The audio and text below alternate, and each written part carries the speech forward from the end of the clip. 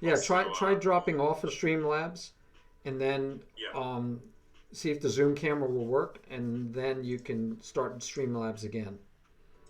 Okay, sounds good. No, I'm going to try rejoining this Okay, again too. I'm here. See if it resets itself. No problem. I won't go anywhere.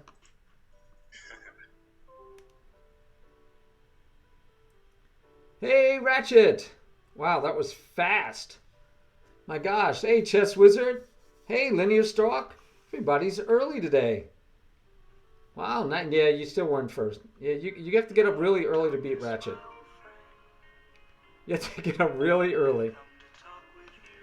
So we'll see. I gotta get my first chatter box done too while we're setting up still, trying to make sure everything is gonna work right for the championship tournament.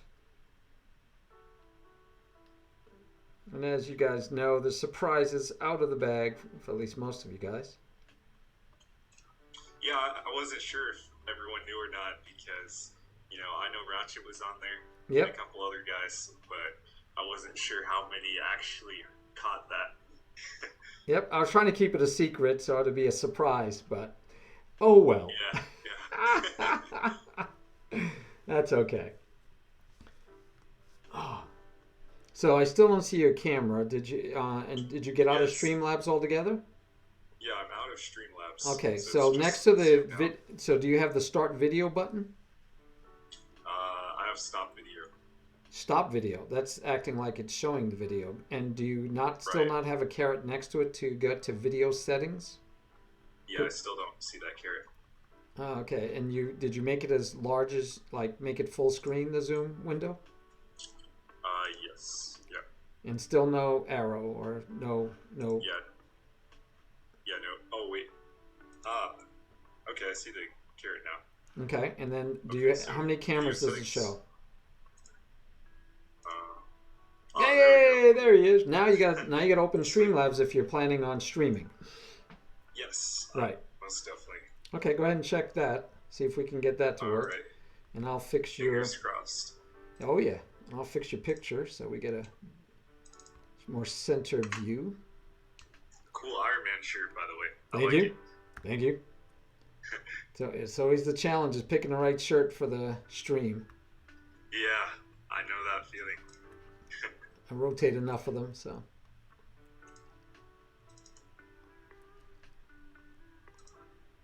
All right, guys, as you can see, Tony is our guest commentator. So if you didn't Hey, figure it everyone. out, I'm going to be doing color commentary, and Tony will be doing the play-by-play.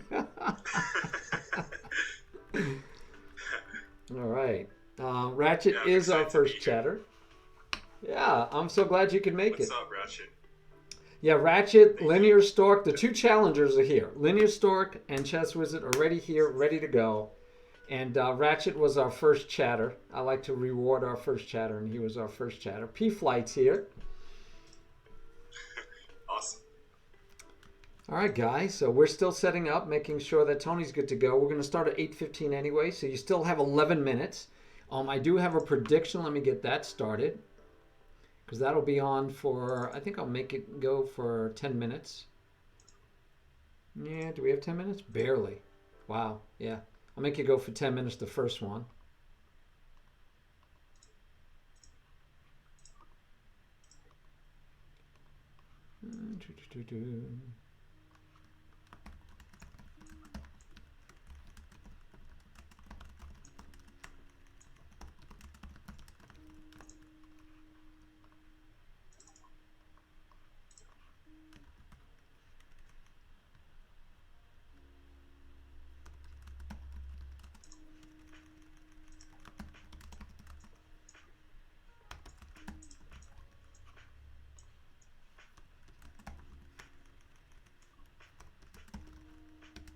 All right.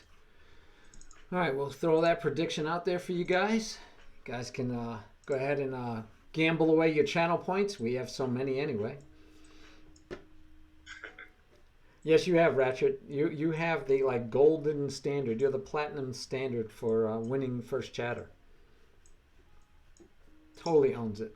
Okay, so I can see you on Streamlabs, but for some reason it's not showing the other side of Zoom, so I The can't see other, myself on there. so shrink the Zoom window.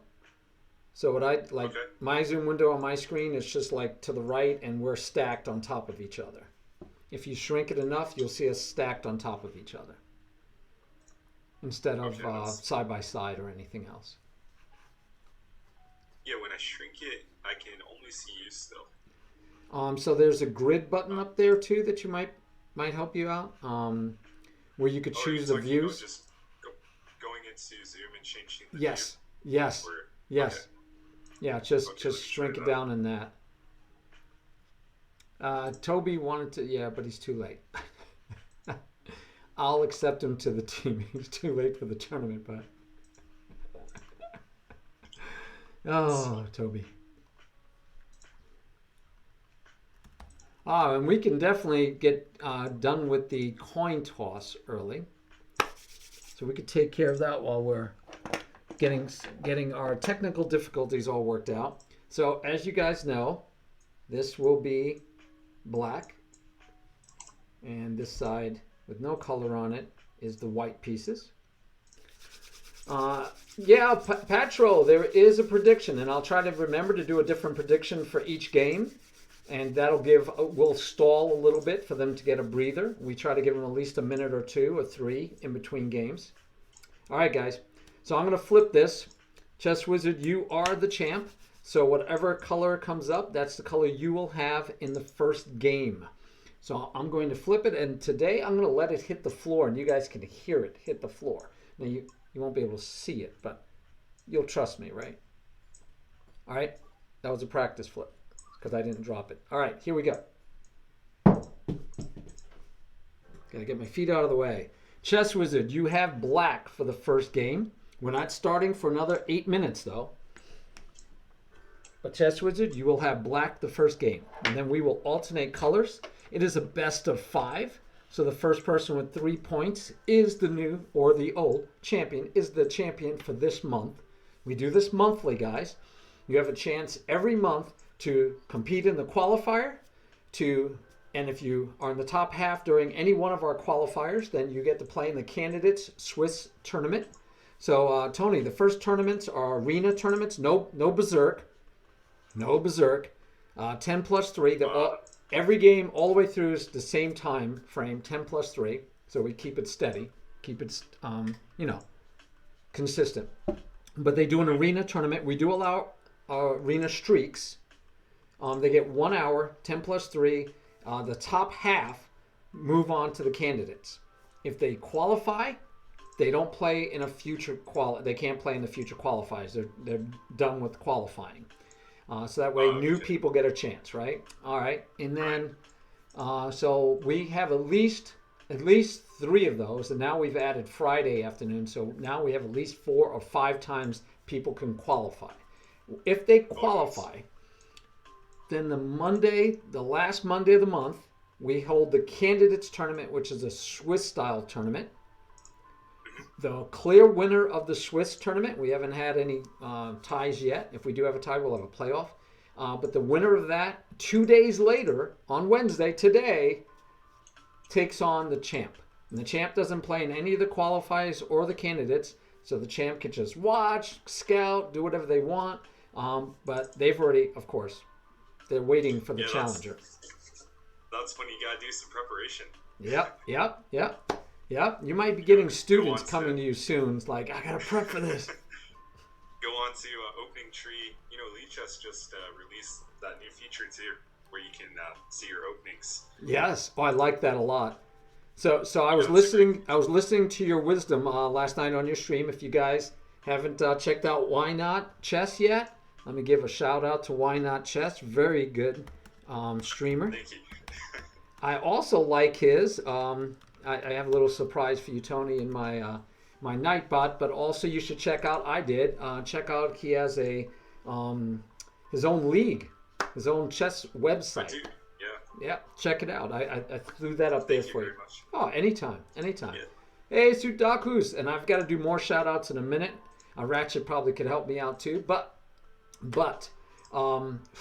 Tony, I was watching his stream the other night, asking him some questions. So Tony, I went into analysis mode, and I picked the player that I want to see how they play openings as you. So now I'm gonna scope out your openings, not to beat you, but to learn, right. to learn from you, to Right. learn from you. You know, so I put those in so I can see how you play the openings, and I can like you said, you should look at games of stronger players. I know you were saying the champs at the time, right? The grandmasters today, you know, because they come up with new ideas and all that. And I was talking about it requires a lot of study time. I mean, It you know, really does. I'm happy to be able to pull out my books of old games of Fisher or Morphy or Capablanca or Alaska and play those games over. If I have time to do that, Right. I feel blessed. Then to try to watch the most recent and keep up with them, Yeah. man, you know Yeah, that's. that's a challenge.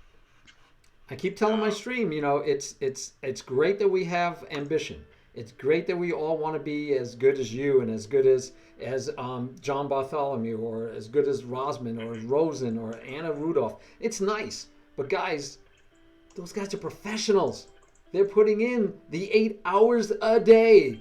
If you're not going to be putting in right. 8 hours a day, it's not realistic to think you're going to be as good as them.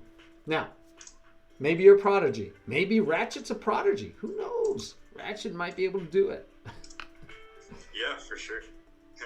Yeah, I think, a lot of people, they think there's a certain cutoff point. They can't do this, but, like anything, chess, I think, too, is one of those things where, if you do have a natural talent for it, and if you are willing to put in the work, then you can go very far. Agreed. But it just depends on, the main thing is the work ethic, for sure. Yeah, and that's not easy. Oh my gosh. Yeah, it's not easy. That takes a lot of work. I'm going to be trying out a lesson with Sudakus' coach, Archie. Oh, nice. He's from Spain, and I just thought, I'll give him a shot. Mhm. Paid his fees already, and I got to find the right day to do it. But he's already told me that if you want to be because my dream would be national master. That'd be well enough for me. That's a big dream by itself. Because Yeah. I don't have to go play overseas. I don't have to get any norms. I just got to get my rating up high enough. And he's like, well, you got to put in, a lot of puzzles, and you got to do a lot of play, and you got to study, you got to play in a lot of tournaments. And I'm like, I got a kid, I got a grandkid, I got a family, I got a job, I got, I try to stream, Yeah. and then I play tennis, and then I try to play some chess also. Yeah, this is Right. good. This is a hard road to travel when you've got a lot of already commitments and other things going on. Oh yeah, for sure. They always say chess requires a lot of dedication. Fisher once said that chess is like a 5-hour exam, and or he said this about, I think he might have said this about a game he played against Botvinnik in 1962, that it felt like a 5-hour exam. Wow. Hey, what's up, Ratchet? How's it going? I'm also live now as well. All right. So yeah, big shout out to Tiberian for inviting me here. Really excited to be a part of the World Championship for under 2000. So Yeah. welcome. And Hey guys, maybe we can get him to come back. We know we're never gonna have to worry about him playing in it. We started off, Tony, at under 1800, oh, nice. and we did that for about 3 months. And then I got a lot of people complaining that I'm too high, I can't play in it. And full disclosure, my 1800 was because I love teaching on my stream. That's I love to teach, right? I can play, but I'd much rather teach. And so I was teaching, and I'm like, okay, I'm a 1958 USCF. So what do I feel comfortable teaching online? Well, I looked at Lichess and I said 1800. I watched one of them lose to my daughter because they didn't know basic endgame. I mean, basic pawn and king endgame. They should have won the game, and my daughter beat them, and she's 15. And I'm like, okay, I could teach 1800s. So I made the tournament for under 1800, and then as you can guess, I've been playing more on Lichess over the months, and I'm like, okay, I could teach 2000s and below without a problem. Right. I feel comfortable Right. teaching 2000s. But I told him, I don't want to get the world championship to be at a level that I'm not teaching, because that's my main audience I want to work with, is people that I can help. I love having anyone watch the stream, but that's my Mhm. focus. So anyway, Yeah, I was going to ask the question. Have you ever thought about having a world championship under 2700 or something like yeah. that? Well, they're asking for it. They've pretty much twisted my arm so that after Christmas, I told them we would change it up to under 2200. Now it's still not low enough for you. And my plan, my simple plan, is for it not to be low enough for me by Christmas. So I got to get over Right. 2200 rapid before Christmas, and I don't even know what I am right now, but I got to be over 2200 before Christmas. So let's see if I'm even You, close. you should get there. I You hope should to. definitely get I there. got to get serious, and I got to get to work. I'm at 2163 rapid, so I think I Oh could yeah, get you'll there. definitely get there. Yeah, Yeah, for I sure. got to do the work though, right? I got to play Hmm. enough chess too. That's Right. all And right. you have those days where you get up to like 20, 20. I've had days where I'm at like 2660 something, and then I just drop down to 2500 Yeah. after a couple hours. Wow, what a problem to have. Dang, I'm down to But 2500 it's now. I mean it's really a sad feeling when you reach your peak and then you Yes. just come crashing down. Yes. You come back Yeah. to normal. Yes. But Yes. I think, having a healthy balance between playing and studying is really key. Because I think too many players, especially under 2000, just like to play too much. Yep. You have Yep. to look at your losses too. So how much now remembering that not all of us are professionals or hoping to be a professional. So for the player that wants to be better and get better, what? So let's not say how many hours, right? Because obviously you need to put in a lot of hours. But what would be the Mhm. percentage of playing versus studying for anybody? Um, so I would say you should play. I think, just to keep it simple, I would say 50-50. Okay, there you go. Um, Yeah, that's simple. yeah, Okay, yeah, that's something I've been trying to balance myself recently. I've been just struggling in the 2640 to 2620 range, like okay, just going back and forth, back and forth. But I'm trying to, get up to 2700 and up. nice. So I'm at this stagnant point right now. But I realize once I, check out my losses against, 2800s and 2700s, then things are starting to click. Awesome, awesome. So And we live vicariously through you. All right, guys. We can start the tournament. So it is awesome. Chess Wizard. You have black, and LinearStork. You have white for the first game. I know you're both in the house, ready to go. I've given out. I gotta give make. Oh, I've got so many. I'll just be doing. While Tony's doing great commentary, I'll make sure I get some more shout outs done. But yep, if you guys want to get started, whoever wants to make the challenge, it doesn't matter to me. As long as you remember the color, rated 10 plus 3. That's And so, how do I view the games? so you could follow the game like I will, and because you'll be following the game live with me, you'll be able to keep up. We found out the other day when I switch between games, like in the candidates, it works really well if I share my screen on Zoom. But we won't need to Oh, okay. share because you'll be able to follow ChezzWizard2, or you could follow Linear Stork. So Okay. I'll pick one of follow those, Linear. follow, yeah, and just watch their game. And that's what I'm doing. I'm watching their game, and and they have begun. All right. Let the games begin. Good luck, guys. Yeah, good luck. All Good right, 10 luck. plus 3. All right, so we have knight f3, g3, e6. So this looks like it could be a Catalan, but now it's just the King's Indian attack. I do like the King's Catalan, Indian attack myself. I use it occasionally. yeah, it's a very popular opening. It's very easy to play. Um, it's actually called a system, though. Okay. I think a lot of people might get the opening idea and systems confused. I mean, it's the same thing basically, but a system is basically you play the idea the Mm-hmm. first couple of moves, no matter what your opponent plays. So Yes. another example would be the London system. Gotcha. Now, where do you think of? Because I've never called them systems. I love that. I'm going to steal it. I know it's not yours personally, but I Yeah, always tell them if they unfortunately, I have. didn't coin it. Yeah, yeah.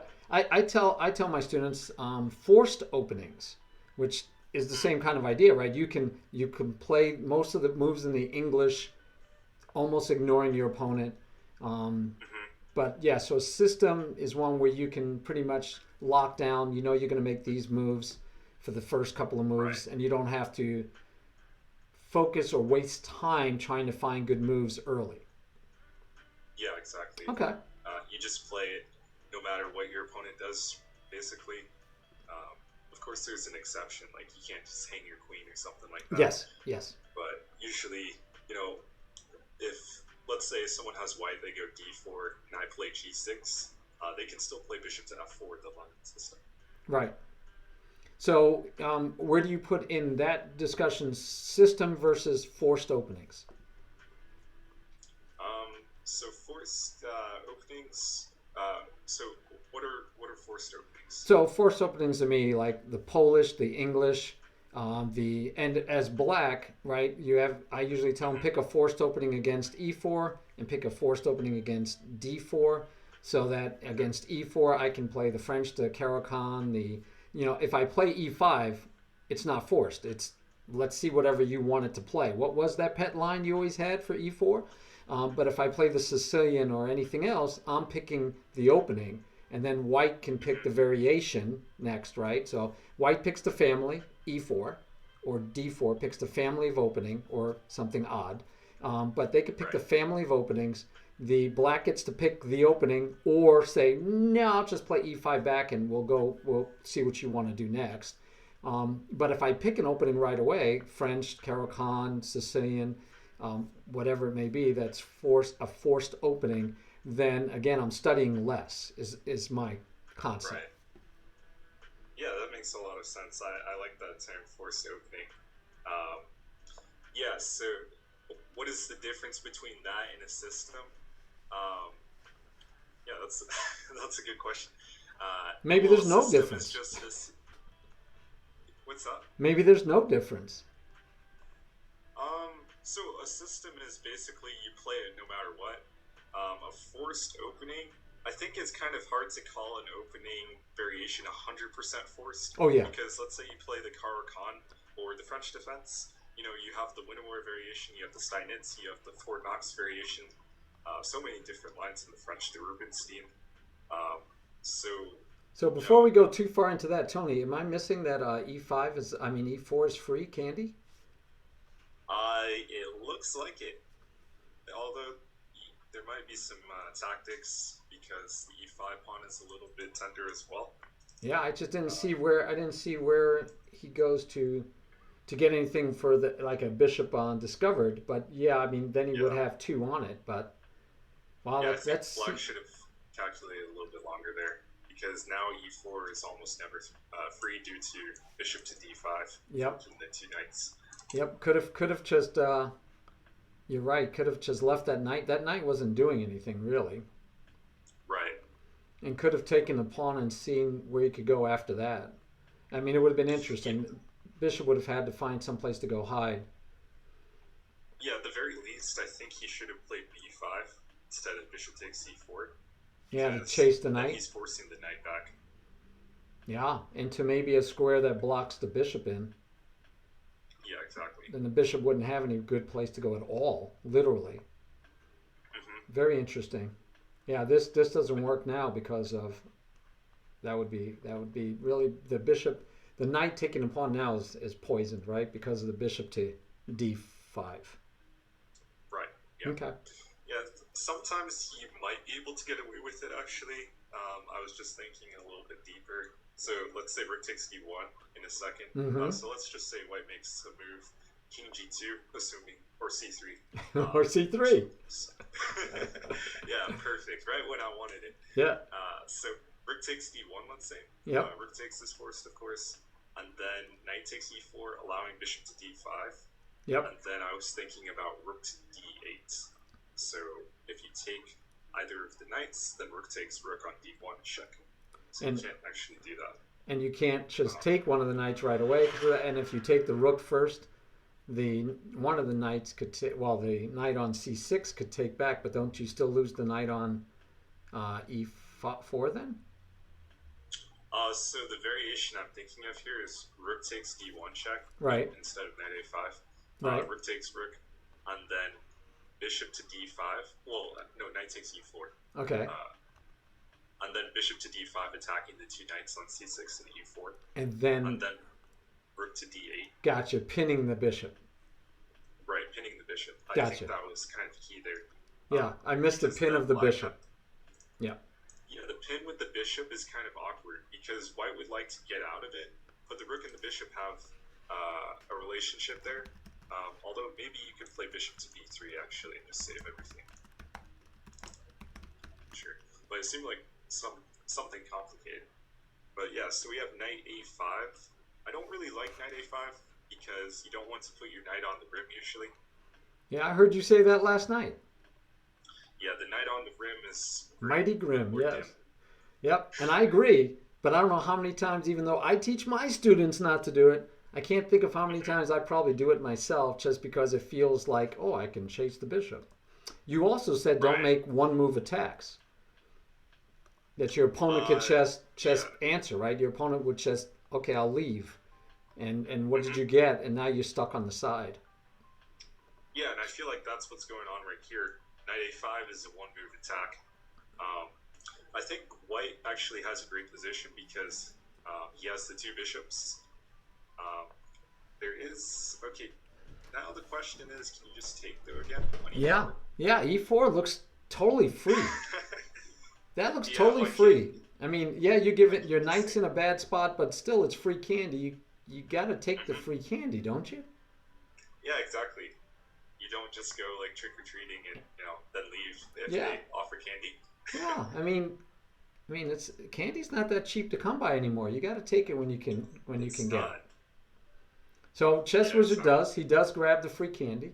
And by the way, this guys is why I love the under 2000 tournament, because while we have two strong players and they're playing their best, we are seeing that they are human and we can all learn from each other and we can learn from their mistakes. And here's another knight on the rim. Yeah. Now I do like this knight on the rim actually. Okay. And the reason for that is because of the move bishop to f3 as well as knight to f5. And that seems like an obvious attack though, right? Bishop to f3 seems to be an obvious threat. Mm-hmm. So in which case it does. In which case it should be easy to avoid, just like you said, one move. It's a one move attack that black shouldn't miss. Right. Yeah, it's a little bit artificial. That's another good term to use for moves like that. Yeah, knight to d6 looks very fairly solid. I'm still not really impressed with black's position there because the main thing is the bishop on c7 is a bad bishop. Yes. Blocked in by those dark squared pawns. Yep. And now by a knight too. It's in its way. And now by a knight. Yeah. Yeah, I didn't know why I was thinking he would have just went back to f6. I mean, that's a great square for a knight normally. Yeah, f6 seems normal. Yeah, I was thinking knight to f6, and then if bishop to f3, maybe even first trade off the rook and then bring the other rook over to the d file, like you said last time, to kind of like just negate the whole threat of that diagonal. But now the knight's getting... I guess the knight isn't any... That wasn't a threat on the knight, but... Yeah, so I guess black's idea actually was to go knight to c4. Knight a to c4 most likely. Mm-hmm. Now knight to e4 again. Well, yeah, totally lost on this kind one. Of interesting. Yeah. I'm actually starting to warm up to black's idea. Okay. I think black just blundered though, tactically speaking. Yeah. Due to... Bishop to f3. I don't know. But then Bishop you could take rook takes... I was thinking knight takes c3 instead, attacking the rook on d1. Yes, I think that's what he's thinking, that if the bishop goes to f3, rook takes rook, then knight takes c3, right? Mm-hmm. I mean, you don't want to... Bishop to f3 and then knight takes immediately. Ooh, okay, winning another pawn? Bishop takes... winning another pawn. So bishop to f3, let's say, then knight takes c3, attacking the rook on d1 twice, technically speaking, with the rook on d8 and the knight. So if you play bishop takes a8, you could play rook takes d1 actually with Right. black, or even knight takes d1. Right. Yeah. And then I'm not sure what white is doing there. e4 looks very strange. c3 is, you could consider sacking Yeah. to get all those pawns basically. And ChezzWizard isn't beyond sacking. Yeah. I don't With know. a name like that, I would assume not. He's a young man. I've taught him for I think 2 years now total in real life. And then when COVID came, we were doing only online, and he actually told me about streaming. He said, you should try this. You should do actually. Literally what he said was, I was going to start streaming lessons, chess lessons, but you teach me, so I figured you should be teaching the chess lessons. And I said, okay, I'll check it out. So I looked it up, looked. I had never even heard of Twitch. I'd never, ever watched a Twitch stream. This was back in December. So I started streaming in late December, early January because of ChezzWizard. And he's so cool. Very nice young man. He has a pair of twins. Oh, look at there you go. There you go. Yeah, knight takes e3. There you go. I like it. The fun begins. I'm not sure if it's great, but I do like the concept. Well, if you take the knight on a5, can't you just take the bishop with check? Right. Yeah. So that's why rook takes. Yep. And then he takes a5. Yep. I'm hoping rook takes because you don't want to give him any tempos. And now you still can take the bishop. I'm not sure if this is going to work for black, actually. Yeah, I don't either, but it sure is exciting. Yeah. The problem is whenever you're sacrificing like this, you need to keep your pawn structure intact. You can't afford to play moves like b takes a5. Right, yeah, I don't like b takes a5 at all. I would almost beg him to take first. You could I think he should go for knight takes a2 instead. Instead of taking the bishop, sure, getting another pawn, right? Yeah, taking the bishop isn't great. No, and then he can always come back to b4 with the knight if the rook comes over to attack him. Exactly. Yeah, but taking the bishop doesn't get you. Knight on h4. What's that? I was just saying taking the bishop doesn't get him anything. He's down material. You shouldn't trade the knights. He should be getting rid of more pawns, so his pawns are stronger. I will tell you that he would say that he'd rather have the 3 connected passed pawns than a rook. So. Yeah, that makes sense. Yeah, so I'm totally expecting that he might go that route. And there you go. I like it. It's I think black is still under some pressure if white plays well. Yes. Because the bishop isn't great on c7, but it's going to be an interesting situation because this move knight h4 is not really making sense right now. Yeah, it's kind of misplaced. So if he does take, if A takes B, I'm taking it, you're assuming he takes back with the pawn and keeps connected past pawns. Right. Yeah, we don't want to separate those pawns. Yeah, the downside to that is white does have a light squared bishop. Yes. So those pawns actually aren't moving anytime soon, really. Yep. And that's a big problem for black. And also, anytime you play the move e5, if you can even play it at any moment, bishop takes c5 happens. Yes. So I think black objectively is lost here. But the question is, will white be able to realize that, right? Moves? Yeah, you got it. I mean, like you're saying, you could say it doesn't matter who's winning or losing at the moment. It's can you follow it through? No hesitation. Exactly. No hesitation by black. Rook a1 is a good move, though. Yep. Knight c3 is probably forced. Yeah, I'm liking knight to c3 here versus the original thought of b4. Mm-hmm. Why not gain a tempo? Yeah. Yeah, you have to gain a tempo and you have to try to push b5. Now, you were talking about the bishop being so strong, the white squared bishop. Is it worth it to take it off if he lets him trade it? That's a good question. It can be worth it. It just depends on how fast you can get your 2 pawns going. Yes. Well, if he could trade off everything else, I think he'd be happy if he could trade off everything equally and then have either a knight or bishop against his 2 passed pawns, and he's actually up 3 pawns total. So he's got three. Right. Yeah. He's got 3 pawns for the piece. So I think he's overall he's going to be happy with that. Now, can he make it work? Yeah. Now I didn't like bishop to c4 because it allows b5 With tempo. Yes, we love tempo. Yes, I think bishop to f1 was much better.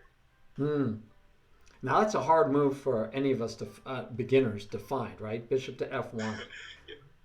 Yeah, it is a hard move.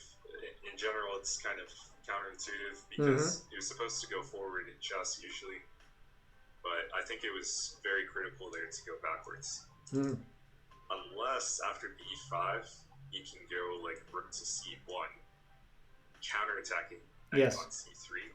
Yes. But you're getting into some complications a little bit. Yep. Which seems to be unnecessary. He's on your wavelength. Yeah. Well, I mean, these are his only moves basically. This is his. Well, I was thinking instead of that, I my other choice, if I was playing, I was thinking that he'd be moving king to f1. I mean, king to f8, prepping to do f6, and then if the rook came down to attack the bishop, I would just do rook to d7. Oh, he just what? Oh, he got back. That decision. He gets back 2 pawns, but he's down now. He's still down 1 pawn. Interesting. Yeah. Very interesting. I don't like that decision. Yeah, I'm with you. I don't like it either. Because now black is going to be the one who's pressing for win. It might be a draw objectively. Yeah. But of course, you'd rather have the extra pawn. Yep. But no white bishop to harass you anymore. Bishops of the same color. Yep. Actually, totally equal except up 1 pawn. And they were first, we had a couple of people said they were playing fast. They're not playing fast anymore. That's for sure. Yeah. They're down to 2 minutes and change. Who's Why Not Chess? Check him out. Yeah, please go check out his stream. Here you go. Tony's a pretty strong player. And he also, check out, he also has his own website for chess training, so check him out. Great question there, Lauren. Yeah, so rook to e8. The rook definitely needed to be on the d file because now white can play rook to d1. Yeah, bishop to e3 is not great. But, it's black still has to prove that he can actually make progress. Yep. And again, this is what I would call not beginner chess, but they're not perfect at, especially in this phase. I find it amazing that it is so much, and this is why I love endgames, because there's so few pieces. Because it's actually, in my mind, easier to find good moves the more pieces are on the board. Right? There's opportunities for your opponent to be leaving free candy, for you to make mistakes, for you to find tactics. But when you get down to these few pieces, it's like, I love showing it in an endgame problem with a king and 2 pawns against a king or something. And it's like, okay, if the king moves, the king has like, say, 6 choices to move, and one of the pawns can move also. So you got about 7 choices. 6 of those choices loses. And one of those choices draws. I love that. I mean, so you don't. It's amazing. Yeah, you don't have an opportunity really to make a bad move. You don't have time to make a bad move. But when you have a lot of pieces on the board, like you could get stuff like this going on. Yeah, now this is awkward for black. Right. Although I have a feeling white might step into the bomb, as I'll call it, king e2, allowing knight to c3. Yeah. Oh, he did. Yeah. Oh my gosh. Oh, and he didn't do it. Oh no. Oh. I gotta take that. You had 1:49. You gotta see that. That was game over. No. Oh my gosh. Even a discovered check. Even a discovered check would have won the rook, but that was a fork on top of it. That was a whole rook. That's painful. That's that close at 1:49 left. Oh no. Oh no. I mean, to be fair, it's going to be quite a ride for white still, because they say knight endgames are very similar to pawn endgames. Why? I don't let you get away with just saying that. You know, you got to tell us why. Good question. Good question. Well, I think it goes for any endgame except for rook endgames. Well, and queen endgames too, because queen endgames can be complicated. But I think for the minor piece endgames, it holds true. Especially if one side is just up a clear pawn like black is here. Yeah. Then black is the one who's pressing for winning the circumstance. So here's the frustrating thing. He moved the rook back so that he could protect it, right? So that he could safely protect it. And then he did not take any time at all before he did the move to protect the rook. And then the next move, his very next move, he spent probably about 15, 20, 30 seconds. If he had spent that much time before moving the knight, he probably would have seen the fork and the win of the piece. Yeah, exactly. So this is going to be a hard endgame, though, for white to hold. Yes, but with a minute and 10 seconds, we'll see. They do get 3 seconds back every move. Black goes for the correct plan, I think. Yes. G6 and F5. Yes. And we, like I said, I love endgame, so I know my students have at least been given endgame study, right? I don't know if he'll do it right, but I know he's received endgame education. Right.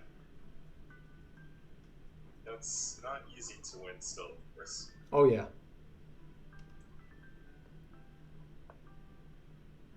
But another plus for black here is that white's pawns are split. Yes. So he has 2 islands. Yes. Technically, black also has 2 islands as well. But yes. Of course, you'd much rather have the E and F pawn compared to just the lone F pawn. Yep. And, no, not 93. Because now it's just a king and pawn endgame. Oh, yeah. Up a pawn. Up a pawn. Yeah. You would think he would just trade. Yeah, knight takes instant. And he does. Yep. I'm telling you, my students got the end game. Yeah. And he's in no rush. He's going to go after that H-pawn.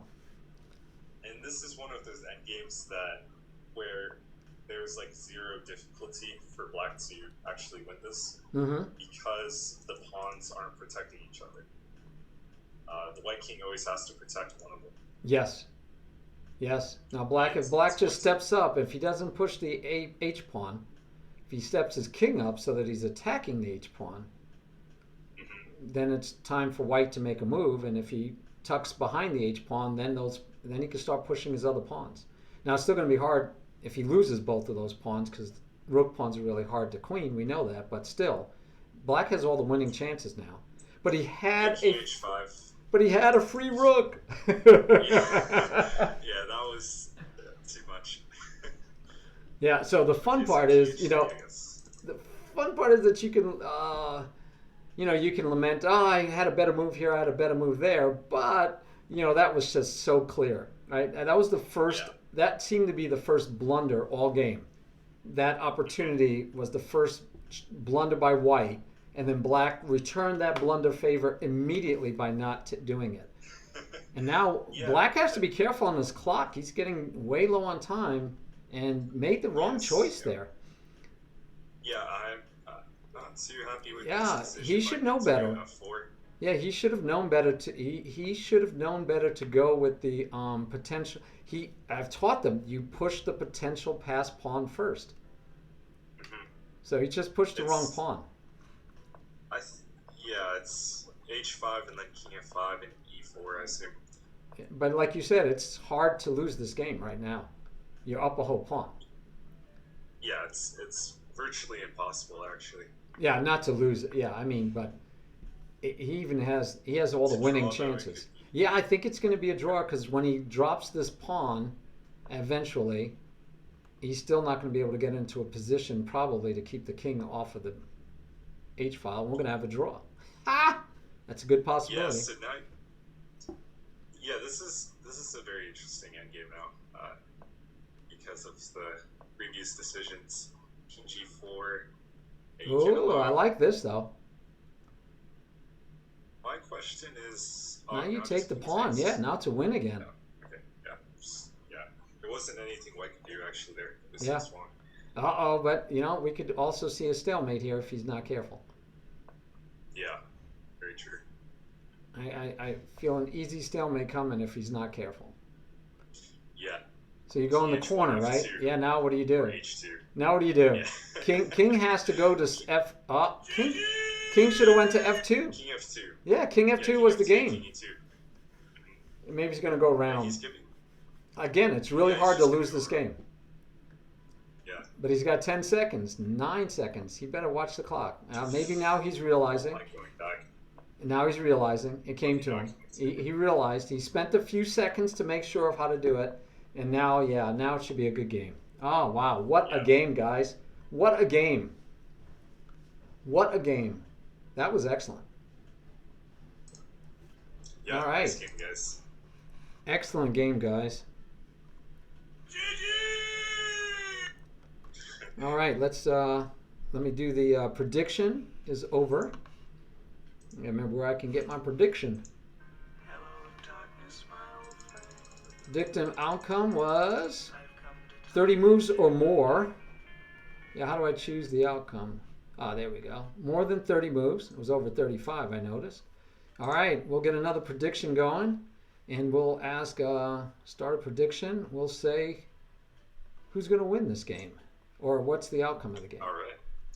What is the outcome of this second game, actually? We're going to go ChezzWizard wins, or ChezzWizard doesn't win. Because that could be a draw. Yeah, they seem like they're fairly balanced. Very players. balanced, huh? Yeah. So Okay. it's exciting. We'll give you guys So 1 what minute is for the prediction. How many games are they going to play? Best of 5. So first to Best of 3 5. points. Yep. First to 3 points will be the winner. Good games, guys. Good Awesome. games. So they do come back usually after the game to the chat window, to the stream. But they, of course, I know they both do. They know the rules. They will mute the stream during their game, and then they come back and usually say hi, and we can just tell them, nice job, and because we don't like to analyze the games for them yet, because we got more games to go. Right. Yeah. So Yeah, this game, I'm checking it out. This last game a little bit because I was curious about some things. okay, yeah, yeah, we could talk about it was- once they go back away. Right. Yeah, It so was up and down for sure. definitely. Yeah, ChezzWizard realizes he missed the rook. Yep. Yeah. All right, You going gotta watch dark. out for Linear, sports. very good. Linear's going dark. ChezzWizard, you could take a few more 30 seconds if you like. We gave you 2 minutes. No, they're getting started. All right. Let's go. Good luck, guys. Yeah, good luck again. Very good. All right. Let's see what we get. I'm going to predict London. Oh, I don't know. ChezzWizard doesn't normally play the London. All righty, ChezzWizard. Yeah, Yeah, I see. I know my student. At least I know that much. Okay, so Caravan. Yes. So, the exchange variation. Now, I don't know how much ChezzWizard has studied this or any variation of the Caro-Kann, but he's run into it against Sudakus and Ratchet and a few other players. So he's at least seen it. It's Right. not one of those where he goes, I've never seen this opening. He's definitely seen the opening. But Linear... So far, both of them are playing the GM theory, actually. Wow. This is pretty impressive. I forget if Queen D7 was accurate or inaccurate, Mm-hmm. but at least at the moment it looks okay. Yeah, I'm impressed with the fact that but I think this is a result of all the computers and the popularity right now of chess online, that people are learning openings that, back in my day you'd have to go buy a book because you didn't have so much access to so many games and to so many Right. analysis, and people just, I don't know, it's almost like they're making a living by showing off different variations of openings you could play. So Yeah, for sure. the world has I changed think a lot. Yeah, definitely. It's much different than, even like 10 years ago. So what do you I think? think What's White going on actually here? missed a shot a second ago. because I'm pretty sure this queen d7 move is a little bit inaccurate. Uh-huh. I think you're supposed to go for queen b6 actually after queen b3, which kind of looks like Right. positional suicide because you're allowing the double pawns. Yep. But I think that's what you're supposed to go for. But yeah, after queen d7, bishop e7, I think white had knight to e5, and it would have been very uncomfortable for black. What move number would that have been?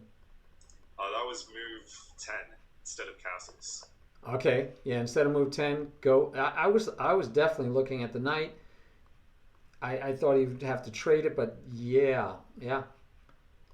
Because if you play knight takes e5, Mm-hmm. then d takes e5, attacking the knight on f6, but you're also threatening bishop to b5, skewering the king and the queen. Ooh, that would have been pretty. But now it's just now it's not there. Position. Yeah, that's a nice, good one to know for the future. Mm-hmm. Yeah, that's why it's important to be as accurate, of course, as you can in the opening. Mm-hmm. Yeah, and by the way, that's should be fine. Yeah. Go ahead.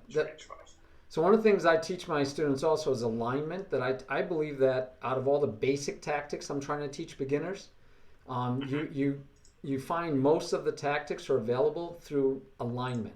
And so when that queen was diagonally aligned with that king, that should have been a flag that, can I get this bishop here? And lo and behold, knight to e5, like you said, almost forces a trade of the knight, and then you take with the pawn to threaten the f knight. It has to move, and then you get your bishop move in. Yeah, exactly. I like that rule of alignment. And now, queen c2, get that battery going. Yep. So if you like the rule of alignment, you'll probably like, because you like comics, I do. So you're probably not as cheesy as me, but my saying is, don't seek enlightenment, seek alignment. Or if you're seeking enlightenment in life, find alignment in chess. Any of those. Interesting. I did just notice a shot here, though, by the way. Okay. For black now. It's kind of a hard move to see at this level, but if he finds it, it's a very nice positional concept. So the move here is knight to b4. And now a lot of you might think, wait a second, what's knight to b4? Bishop g6 is fairly solid as well, but knight to b4 was better because you cannot take the knight due to rook takes c2. Right. So you'd have to play a move like queen to b1. That's the only move actually to maintain the bishop on d3. Yep. But then knight takes d3, queen takes, and then you can go bishop to g6, and then you have the advantage of the two bishops and all the light squares. Yeah, that would have been a much stronger position. And again, finding attacks, right? Mm-hmm. It still is a threat, actually. It's a hidden threat, kind of. Yeah, if he doesn't take the bishop and he does something else, like knight to e5. Exactly. Well, if he does knight to e5. Knight to e5. I think he can go knight to e5 here. Yeah, because if he doesn't take back with the knight, then you got the queen is under attack, and they're both under attack. Mm-hmm. You can't afford to let him take first. Yeah, very good. Very complex. Great game. Although, is there the counter shot here? Knight takes d4? Oh, yeah. But I'm not sure if it you works still get the queen. First queen takes, next queen takes. You're both attacking rooks. Wow, that is a mess. Yeah, it may backfire for black, but you need to calculate, of course. Knight takes d4, knight takes d7, knight takes c2, knight takes f6 check, bishop takes f6. I think black is actually getting away with that because if you play bishop takes c2, the light square bishop just follows. Okay, question for you. On knight takes d4, how about queen to b1? Nice move, I like that. Yeah, because the queen's still under attack, nice, right? Yeah, that's kind of annoying, actually. That's a very Karpovian move named after Karpov, of course. I'll take it. Anytime anything I say can be related to anyone with a GM in the front, or better yet, world champion in the front, I'll take it. Yeah, exactly. I like that move a lot. That's very high class. But I do like what you said. I mean, it looks like the right way. It looks like a nice counterattack. By the way, Another thing I teach my students is, there's 5 things you could do whenever you're attacked. Up to 5 things. Up to 5 things. And I always tell them the riskiest thing to do is attack something else of greater or equal value when you're under attack. But when it works, it's usually the best thing to do. But if it doesn't work, it's usually the worst thing to do. And so this would be one of those cases, right? Your queen is under attack, and if you decide to attack the enemy's queen instead, you could get into a lot of trouble. He decided not to go. I think, knight takes d4. White could have played c takes d4 there, actually, because after rook takes c2, just play knight takes d7. And then the rook on c2 is hanging. You don't have time for rook takes d2 because the bishop is there defending it. Yeah. So, it looked really nice for black for a second, but it wasn't actually working. Didn't work out. So you could have just... So you're now thinking he could have just taken the knight, since he still had the threat on the queen. Let's see. I was thinking of knight takes d4. Right, and then he could have just taken the knight with c takes d. Yeah, c takes d. Yeah, still, and because he still had an attack on the queen. Exactly. Yeah, knight takes, c takes, rook takes c2, knight takes d7, and the rook doesn't have time to take on d2, which is the usual tactic there. Yeah. But then knight takes f6 check first, bishop takes, and then you can take on d2. Wow, what a mess. Yeah, it's a mess, and then you realize with black, you're like, oh wait, I'm just down the exchange. Yeah, so let's not do it. Open files for the rooks. And here you go. So the knight's under attack, and instead of dealing with the knight being under attack, he took something else. But he took something versus attack something. So that's a little different than attacking something of equal or greater value. Right. Yeah, I think black is doing well once again. Even though white has the e5 pawn, which is pretty nice, it's a little bit of a weakness as well because it blocks in the bishop on f4. Yes. So which is the point that white needs to overprotect a la Nimzovich? Is it e5 or is it d4? So right now he doesn't have to worry about overprotection. He only needs to worry about that in most likely a rook endgame if they reach that scenario. Okay. Right now he's trying to aim for ideas like bishop to h6. Yeah. But the thing is, I just don't see an attack for white. I like to call these kinds of positions where white is trying to build something phantom attacks. It's really just a ghost attack that he's aiming for.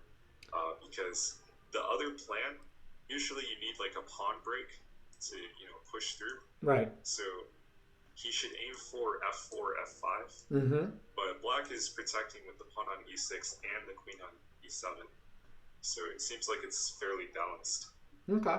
I was dreaming about knight to f3, then knight to d4, blockading that pawn but it would also go into.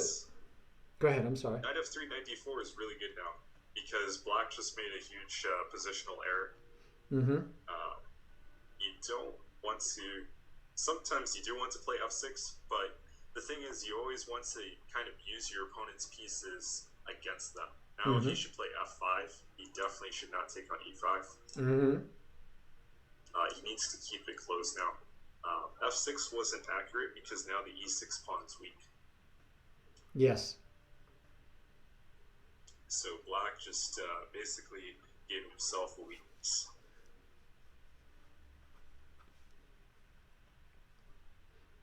So it's interesting. So I'm reading Nimzovich, and so he would talk about like e5 being the strong point for white, and he would say, yeah, just overprotect that thing right now. And right now, if we look at it, he's got 4 pieces protecting something that's attacked once. So Nimzovich would. It's not even. Yeah, it's not even a threat to capture it because if you do capture, then even from Nimzovich's perspective, you would have 3 pawn islands. Oh yeah, no, Nimzovich would love it for white. He would say the overprotection did what it's supposed to do if you took it. right? He'd be like, yeah, perfect. In fact, now, from what I'm reading, now he would do like rook to e2 and then bring the other rook over to e1, Yeah, exactly. just totally Yes. piling up on that on that e5 square. He's like, I'm gonna own this e5 square forever, guys. I'm not giving it up. Right. Yeah, that's why black must play f5. Otherwise, well, the thing is, it's white's move here. Yes. If I had the white Could he pieces, I take? think I would just take on f6. Okay. I was wondering if Because you were gonna then say the that. e6 pawn is weak forever. Yeah, e6 is weak forever at that point because black ideally would like to have the king on h8 here, so that he could play g takes f6 and then play e5. But that's not possible to play g takes because the queen is on g line. Yeah. Doesn't this drop a pawn? If e takes f, regardless how he takes back, then bishop could take c7. If the queen takes back, you win the pawn. You can take the queen first, and then you win e6. And if the rook takes, right, then you can take the pawn on e6 right away, because if the queen takes back, the queen takes the rook on c7. Right. So I think he has to play rook takes f6 potentially because of that variation. Doesn't he still get to? Oh, then it's protecting the e. Yes. e6. Oh yeah, then it would have been bishop takes, which looks incorrect. Yeah, it doesn't protect it. You're right. The rook. I didn't think about that. The rook would have protected it. Yeah, and white missed it. White missed a free pawn. It's only a pawn, but a lot of times, guys, in an equal game, these guys are playing very equal. A pawn could make the difference. It did last game. And also, the pawn on e6 is not going anywhere too. Yeah. Because of that overprotection of e5. Yeah, exactly. The pawn is gone from. Oh, that's a piece. That's a whole piece now. Oh yeah, the knight on c7 is just free, right? Yeah, that's a free piece, free candy. And he sees it. Yeah, I'll give it. My students not missing free candy. That's always nice. That's a good thing. Except for that one move, the knight fork. That was a little sus. See, Lauren, I don't agree. Lauren's saying overprotection, that just makes your pieces passive. No need to overprotect yet. I'm in the middle of reading my system for the second time in my life all the way through. I read it when I was like 16 or 17. Nice. And then forgot most of it. But I know people either love that book or they hate it. Yes. Yes, I'll agree.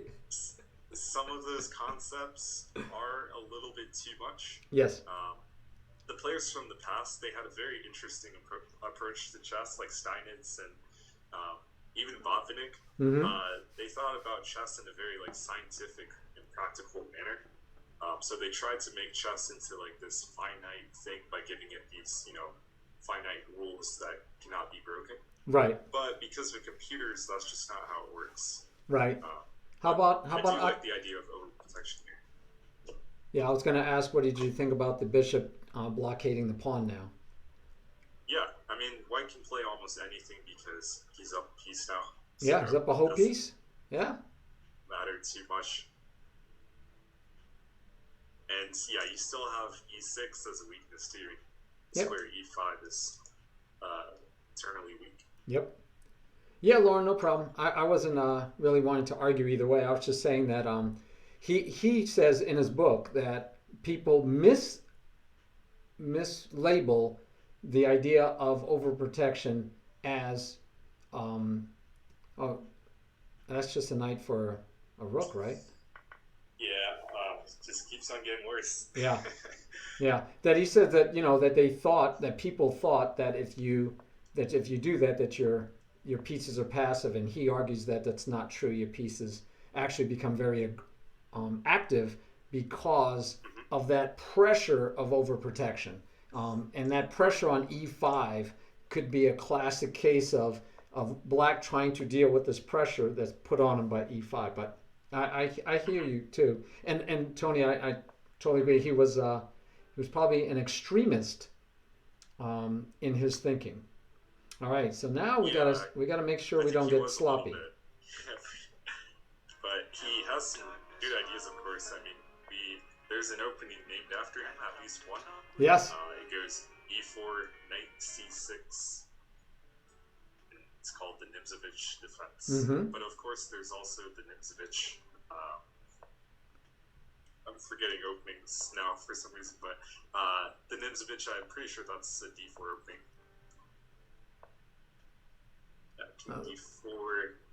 So the only hope, of course, is to somehow get that pawn going, but it's going to be hard. Anywhere. He's not going to let it happen, I don't think. And in deference to last game where they were both very, very low on time, this game he has a lot of time. So I think this game from almost the opening, whenever knight e5 was a big shot, I think. Mm-hmm. I think it's been kind of one-sided actually compared to the last one. Last one was really balanced.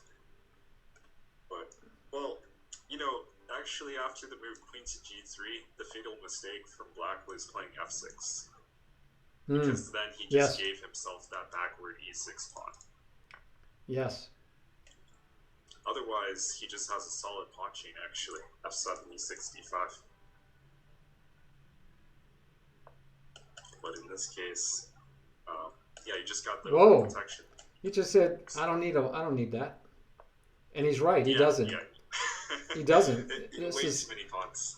Yeah, this is very simple, and he's got 5 minutes to do it in. Look at that. Even says, "Take the en passant choice so that I can get my passer easier." Yeah. Now he's just showing off. Oh no! Trust me, he's not.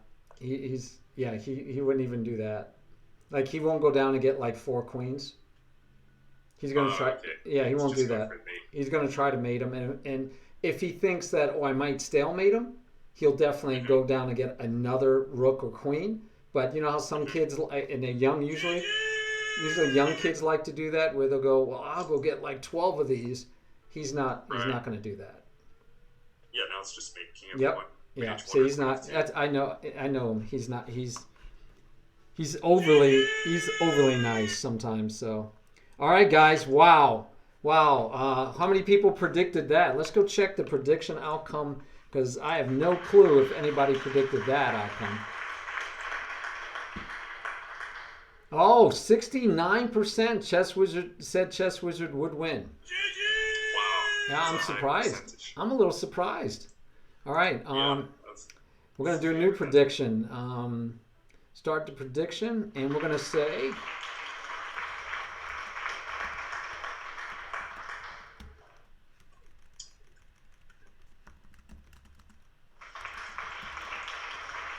I think we'll get a different line here, though. Yeah. I'll try to give them options that'll make them be a little bit more thoughtful. And all right, guys, there's a new prediction for you. Will it be a 3-game sweep? Ooh. Hopefully not. I don't think it will be. I don't think it will be. I'd be betting against it. I'd be betting against it, but you never know. I mean, he's won the first 2. Yeah, he's got the psychological advantage now, too. Yeah. Hey, not just Linear, you're playing great, though. You both are playing great. Oh, my goodness. Such good games. Nothing, small, like I would say, even though you might call them blunders, there's only been 2 mistakes, really. I mean, really big mistakes, right? You've been playing solid. Yeah, you guys are very evenly matched, and your ratings are pretty close, so totally understandable. Yeah, Linear too. If you're listening, there was a nice positional shot for you. Not a tactical shot, but a positional shot. On move 13, you could have played knight to b4, attacking the queen, attacking the bishop. And the point is, white cannot capture because rook takes c2 wins the queen. So after the move queen to b1, the only move to maintain the bishop, knight takes bishop, queen takes bishop, then bishop to g6. And you get the 2 bishops. And black should have a little bit of an easier game because of the 2 bishops. But overall, pretty well played game. There you go. Linear, you got a little bit of a tip right there. I mean, usually you don't get tips between your games. Also, rook takes f6 too was on move 19 instead of bishop takes f6. Rook takes f6 because then you guard e6, and you have the idea of going rook to g6 potentially too, using that rook as attacker. Yeah, that does give you a very active rook. That would have been a nice find. Yeah, the rook move again. This is one of those hard ones. You only have two choices, and a lot of Right. beginners or a lot of us, I'll just say us, right? I'm in there. Is that you think I'll take with the bishop and give that bishop a nice long diagonal, but in reality, the Right. rook would have Right. been better. Like you said, you have g6. You could stack your rooks if you protect your knight first. Yeah, Hmm. you have a lot of opportunities and things you could try. All right. Yeah, for sure. I was just so excited about seeing a strong point over protection that I didn't even. I stopped thinking. No, I mean even after rook takes f6, white is still better. It's plus 2.2, so technically white is winning. Um, but yeah, it's rook takes was more resistance, offered more resistance. Yeah, rook takes would be. All right, Yep. Awesome. All right. If you guys are getting sweet. close to, you can get a breather. Remember, go get a drink. You do have up to 3 minutes in between rounds if you are, but they're starting. Never mind. All right. See you guys in a little bit. All right, knight f3, switching things up. Yes. Well, it could go right back into the King's Indian attack again, though. Now we're That's definitely right. switching things But up. now we get into the Nimzo Larson, and now this is going off the beaten path. Okay. So and I don't know if that's good or bad. So they'll get a position, and whoever Yep. outplays the other will be the victor. There you go. As Levy Rosman likes to say, yeah, now they'll play chess. Exactly. So what's interesting is I did not realize this. This is the first time they've ever played each other on Lee chess, at least. Really? Yeah, because if you look at the bottom That's of their interesting. score, these are the first two games they've ever played against each other. Right. Yeah, that's interesting. Italian Because Machine, do not feel sorry. I'm not really. I mean, I kind of root for Chess Wizard in a sense because he's a student and I know him and all that.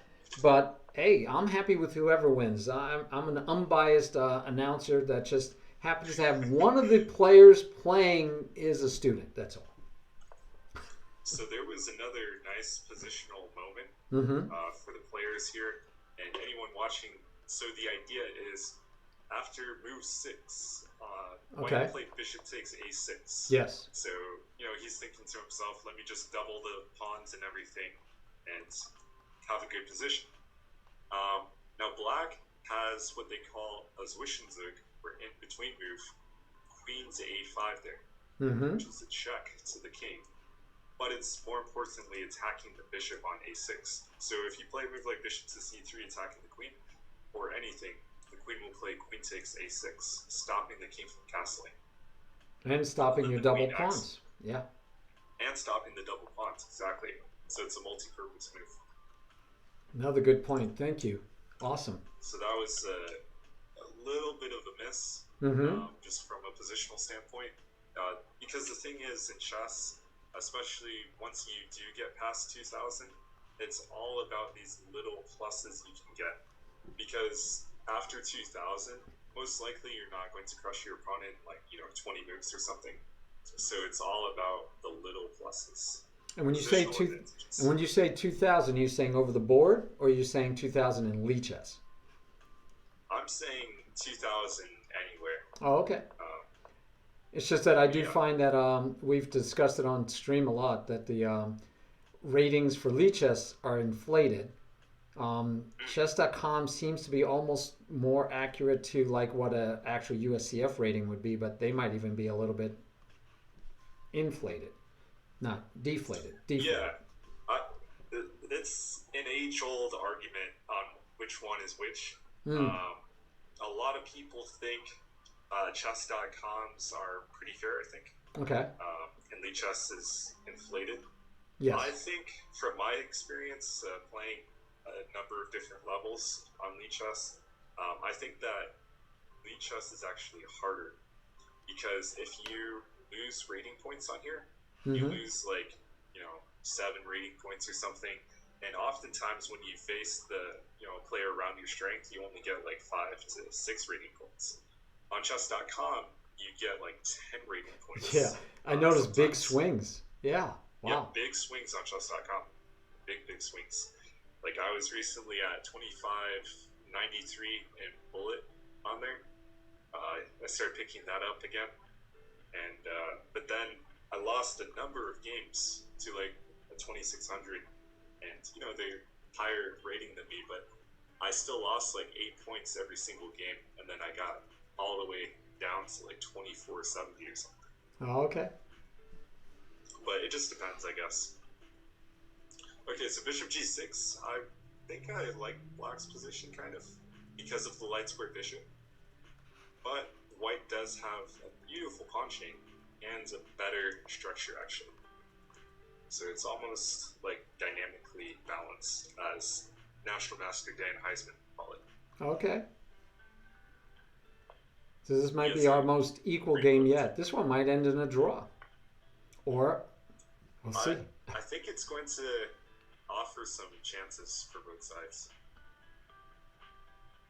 Because there's a huge imbalance here. Generally, you don't want to have the knight and bishop against the two bishops. Mm-hmm. But the thing is, in this case, Black's bishop on f8 is stuck. As I like to say, he's watching Netflix. He's just, chilling at home, not doing anything. He's a couch potato. It's like, yeah, they're couch potatoes, exactly. And as soon as the king castles, like if the king castles queenside, then, everything is opened up over there. So I think White is actually doing quite well. And yeah, I like this move, knight d2, tempting Black to go for this move.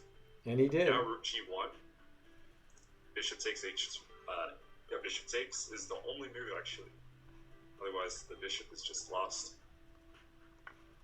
Sometimes in this position, you can even consider rook takes g7. Yeah. It's a little bit too much. I think Okay. it is a variation, but it's not necessary here. Now e4. You just steamroll down the board, basically. Yep. You called it. Thanks. Nah. And then White just castles. I think Black is going to cast. Whoa. No, he doesn't. King f2. King f2 is actually a very advanced move, believe it or not. It looks like he's trying to play the bomb cloud or something. No, no. A delayed bomb cloud. It looks like he's trying to get that rook active really fast and not put his king over to the queen side. But I would have, and many times, especially if the queens are off the board, I think, yeah, don't castle, just bring your king up. But it seems like the queen side is so locked up right now that he could have safely castled queen side and got the rook there fast. Yeah, that was the most accurate plan, probably. Okay, now e5. I mean, really, can't Black castle queenside himself? Technically, he can't. Yes, legally. I don't think so. Legally, he can. I just don't see. Yeah, legally, he can. I just don't see White breaking through quickly, though. I would just go e5 here. For White? Yeah, e5, and which is a multi-purpose move. You're threatening a number of things. Mm-hmm. Some of them are e6, locking in the light squared bishop. Yeah. But really, you're trying to open the position. You don't even really need to, lock bishops in anymore. Mm-hmm. They're kind of already locked in. So I would go for e5 with the aim to go e takes f6, knight e4, rook a to e1, and just try to blast open the center, because that's where the king is. Yep. So if you're Black, you don't take, right? But yeah, I don't. Oh man, if you get e5 and then e6, that bishop is totally dead for the rest of the game. Yeah, I don't like this move knight f3. I think he's trying to further prepare e5. And he could have just done it. It was already ready though. Yeah. He didn't need to do any more preparation, because now Black could play bishop g7. Yeah. G8 is. I was thinking it's bishop. getting interesting. I was thinking bishop g7 felt natural, right? Playing along diagonal, prep to push or take. Yeah, and the king is still stuck in the middle. Yeah, white is. I definitely like White's game better than Black's right now. Yeah, I think Black is going to have to bite the bullet and just castle queenside. Hope for the best. Yeah, not because it's a better choice. It's because he has, and that's a free pawn. Yep. Nice little tactic. Rook takes h5. And he didn't do it though. But yeah, he just had rook takes h5. It's free. So now if he puts the, he could have, and I was thinking he would put the bishop on g7 still, which would have then made it not a free pawn anymore, at least. But now the bishop's out, right? Bishop's not trapped anymore. The bishop is back out. He's living life now. Hey, you know, we lock the dog up in the house, don't let him play, and then just let the dog back out. Exactly. It's like that song, Who Let the Dogs Out? Who let the dogs out? Yeah, Who let the dogs out? You really can't let the dogs out. Like, you have to keep them locked up in these kinds of positions. Yeah, White should have blasted with e5 because now Black can just try to castle queenside. Oh, e5 was the move. E5 was definitely the move. No, it's starting to feel a little bit too late though. Yeah. Just castle now. Yeah. Castle, or I think you could even I think you could have still gotten away with bishop to g7. That's an interesting choice. Bishop to g7, then I can play e takes f6. Ooh. Attacking e7. Oh yeah, and you can't take back because of the king check. Oh, I forgot the alignment. Yeah, there you are, Mike. Yeah. Right? The alignment I talked about. He's got an alignment issue. So now you castle, definitely, right? Yeah, definitely. Yeah. He's losing material, but he doesn't have time to save everything. No. Yeah, he's definitely hurting right now, guys. Yeah, Linear might strike back in this one. Yep. Oh, you guys that are rooting for Linear, you better be give him some love there because he's looking good. It's like the Empire Strikes Back. Yep. Okay, now e takes d6, I would say, and bishop to e5 and then d6. Oh yeah, that's not looking good at all. You can't, it's like he's forgetting that he can't take back with the pawn. Right. Yeah, he's seeing something that just doesn't exist. Yeah, I think he's thinking he could take back with that pawn if e takes d. But yeah, e takes d, bishop to e5, just d6. Yeah. Completely winning position. Yep. Because the rook on a8 is hanging as well. Yeah. That's the key there. Wow, this is falling apart fast. We got a match, guys. We've got a match. As long as he can pull it off, because I've been in these positions where I tried to build up the attack. That's one of my biggest weaknesses, probably as well. Is missed the opportunity. What a great opportunity, just kind of like wasted. He's still looking better though. Solid. Yeah, but I mean, I don't think so because perhaps due to the pawn structure. Yes. But with I'm sure the evaluation there drops a couple points. Oh yeah. Like he probably had like a +6 position or something, and now it's only like +1. Okay. I would say. Yeah. That's a huge. So I'm back to Black's got a castle. Takes. Yeah. I was just thinking he did only what? Ah, nice. Just castle though. Just castle. You gotta just castle. Don't even worry about that. Yeah. Just castle. Don't bring the rook back. Just castle. But yeah, so that's why I was thinking White still has some play because the queen is out of the game. Now the queen could get back in a little easier through a5. Because queens can do those kind of things. But that pawn on e6 is annoying. And it's funny, he saw this pawn. He saw that he could take this pawn, but he missed it. He couldn't, taking the other pawn. Yeah. Yeah, it's really interesting because, taking the other pawn is more straightforward. But then he saw the tactic. Rook takes h5. Other tactic. I mean, the other move, e takes d6, isn't even a tactic. It's just blowing open the center. And now Black is back in the game. Because the problem for White is the king. His king is very exposed. Yes. Arguably, Black's king is kind of exposed, but not really actually, because White's pawn chain stops him from entering. Yep. His own pieces are playing against him, just like the last game. Yep. Totally agree. That's a big concept. Totally agree. I But mean, it's if still not, very queen equal. takes. Yeah. Oh, Wow. now queen d2, something Yeah. like that. Yeah, he gets to sneak in. And if you queen e2, block, then queen takes f4 or queen d4. No, this is not yeah, great for white. no, This is he's gonna this lose. He is can lose a rook if he's not careful. yeah. The problem is, I think you have to go to like g. No, you can't go to g1. You have to go to g3, I guess. Yeah, and then And then rook to h8 or something. rook to h8. It looks nice. Yeah, this is rough now. Yeah, I think he just missed the fact that he's going to sneak in. If he had played queen to e2 to start with, right? Not the rook move to a1. Queen to e2. Yeah, queen e2 would have held the pawn on a a2 and removed the check.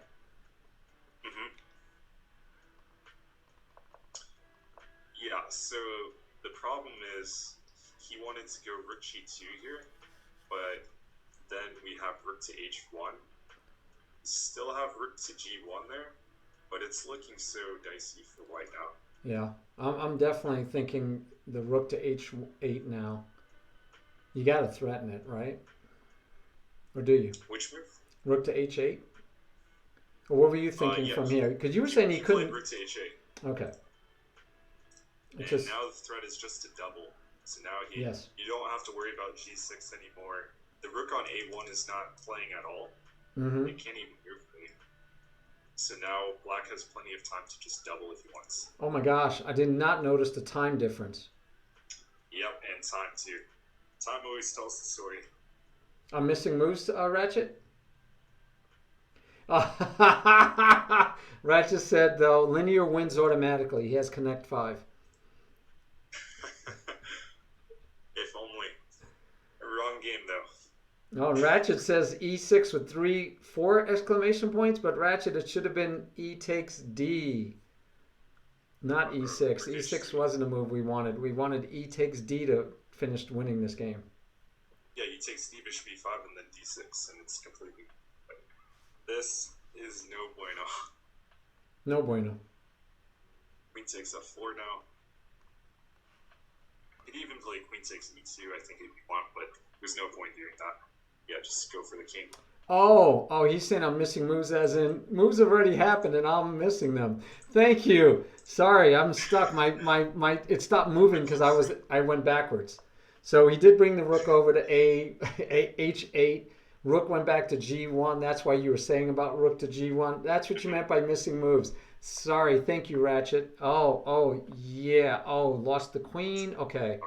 Yeah. Okay. Wow. I missed a lot of... You're right. And 9 to 8 seconds. Oh, no. Yes. Thank you, Sudokus. He had to put the word refreshing because I didn't know what he was talking about. Oh, my gosh. That did go fast, too. That one error in letting the queen into the back rank. You know, letting that queen into the back rank, like you said, double up rooks. And then after doubling up the rooks, it was kind of easy for him to find the moves. He didn't take he could have swiped off both rooks pretty easily, but he just said, no, I can go for checkmate because he can't stop it. That's actually cleaner. The fatal mistake actually was way before all of that even. On move 25. Yeah, back. He played. I mean, still white should be okay there technically, but after e6 he just has the wrong play. He needed the only winning move really was, or maybe not the only, but the main move was e takes d6, of course. Yep. Totally. Hey guys, great playing. Well, let me update the board because we have our first time ever, by the way, Tony. First time ever a repeat champion back to back. Someone first time successfully defended their championship. We've never had that. And that's hard to... Congratulations, ChezzWizard. Yeah, that's hard to believe, but it's the first time we've ever had that happen. That's crazy. History in the making. Definitely. Wow. So we still have a half an hour to go over these awesome games. And now that they're done playing, they might want to see your analysis of it. I'm going to throw them into a study, and I'm just going to create a new one because I can't find the one I was looking for. And I will invite you to the study so you can move the pieces fully. I'm I'm just going to grab some water real quick. Sure. I'll be right back. All right, we're going to give him full edit rights.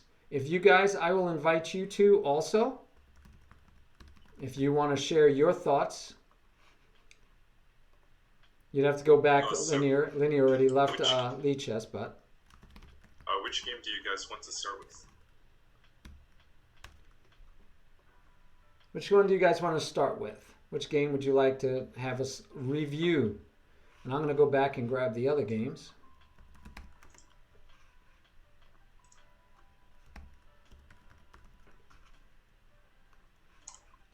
Let's go grab those last two games. So that was that one. Oops, that was not what I meant to do, but it'll work. Move that to the study. And let's go find the other one. Here we go.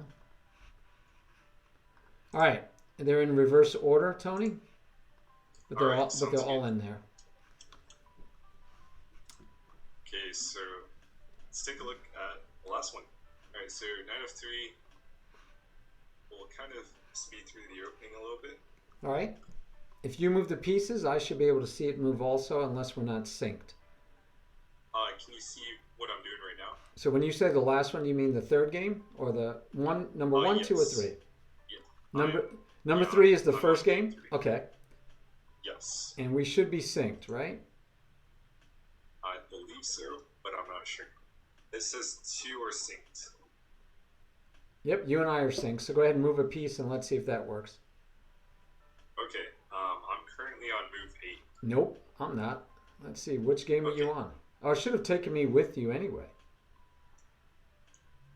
All sync members remain on the same position. Yeah.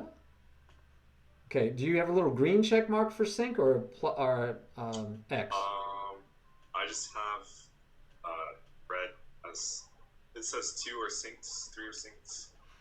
Yep, so I think now, okay, now I'm seeing it. Now I'm seeing it. All right. Okay. You guys ready? Oh, ChezzWizard2, you got to leave? Oh, no, LinearStork has to leave.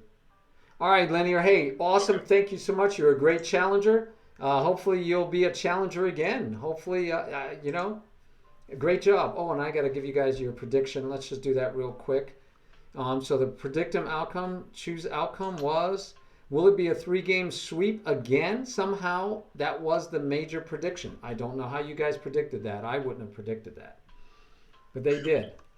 Somehow they predicted that. Got me. All right. So which one are we on? Okay, so I think we're on the last one. Okay. 3. Number 3. All right. So knight of 3. Okay. Now I'm not moving. Now they're not moving again. Okay. Why is it not moving? Let's see. Let me refresh my Did screen. you make me a contributor? Yes, you are full. Everyone Okay. is a full contributor. Okay. And I tried to. Oh, okay. Now it wasn't showing sync. Now move something. Sometimes it's a little bit finicky. Did you see that move? I did not. How about now? I see that your icon is moving to the left, but I can't see the actual move that you're making. Why is that? Now it did work for 2 seconds there. Okay, I think it's working now. It's flipping boards like crazy. All right, go ahead and try. Yeah, are you... I think I saw a couple of moves that you made. Knight of 3 and d4. Nope, not me. Okay. Why Can you is see it... what I'm doing? Nope. Why is it misbehaving? Come on, be nice. So I shouldn't have an X, right? I mean... Yeah. Okay, so it's a check mark. I have the check mark. Okay, try it again. It just flipped. Okay, now we're back. My gosh. Okay. I don't know why that was so difficult. Hey, LLP. See this move? Glad you can make it. I see the queen move to d7, which ChezzWizard, you need to pay attention, and I wish Linear was here, but Linear, you could catch the VOD later, so you could catch this later.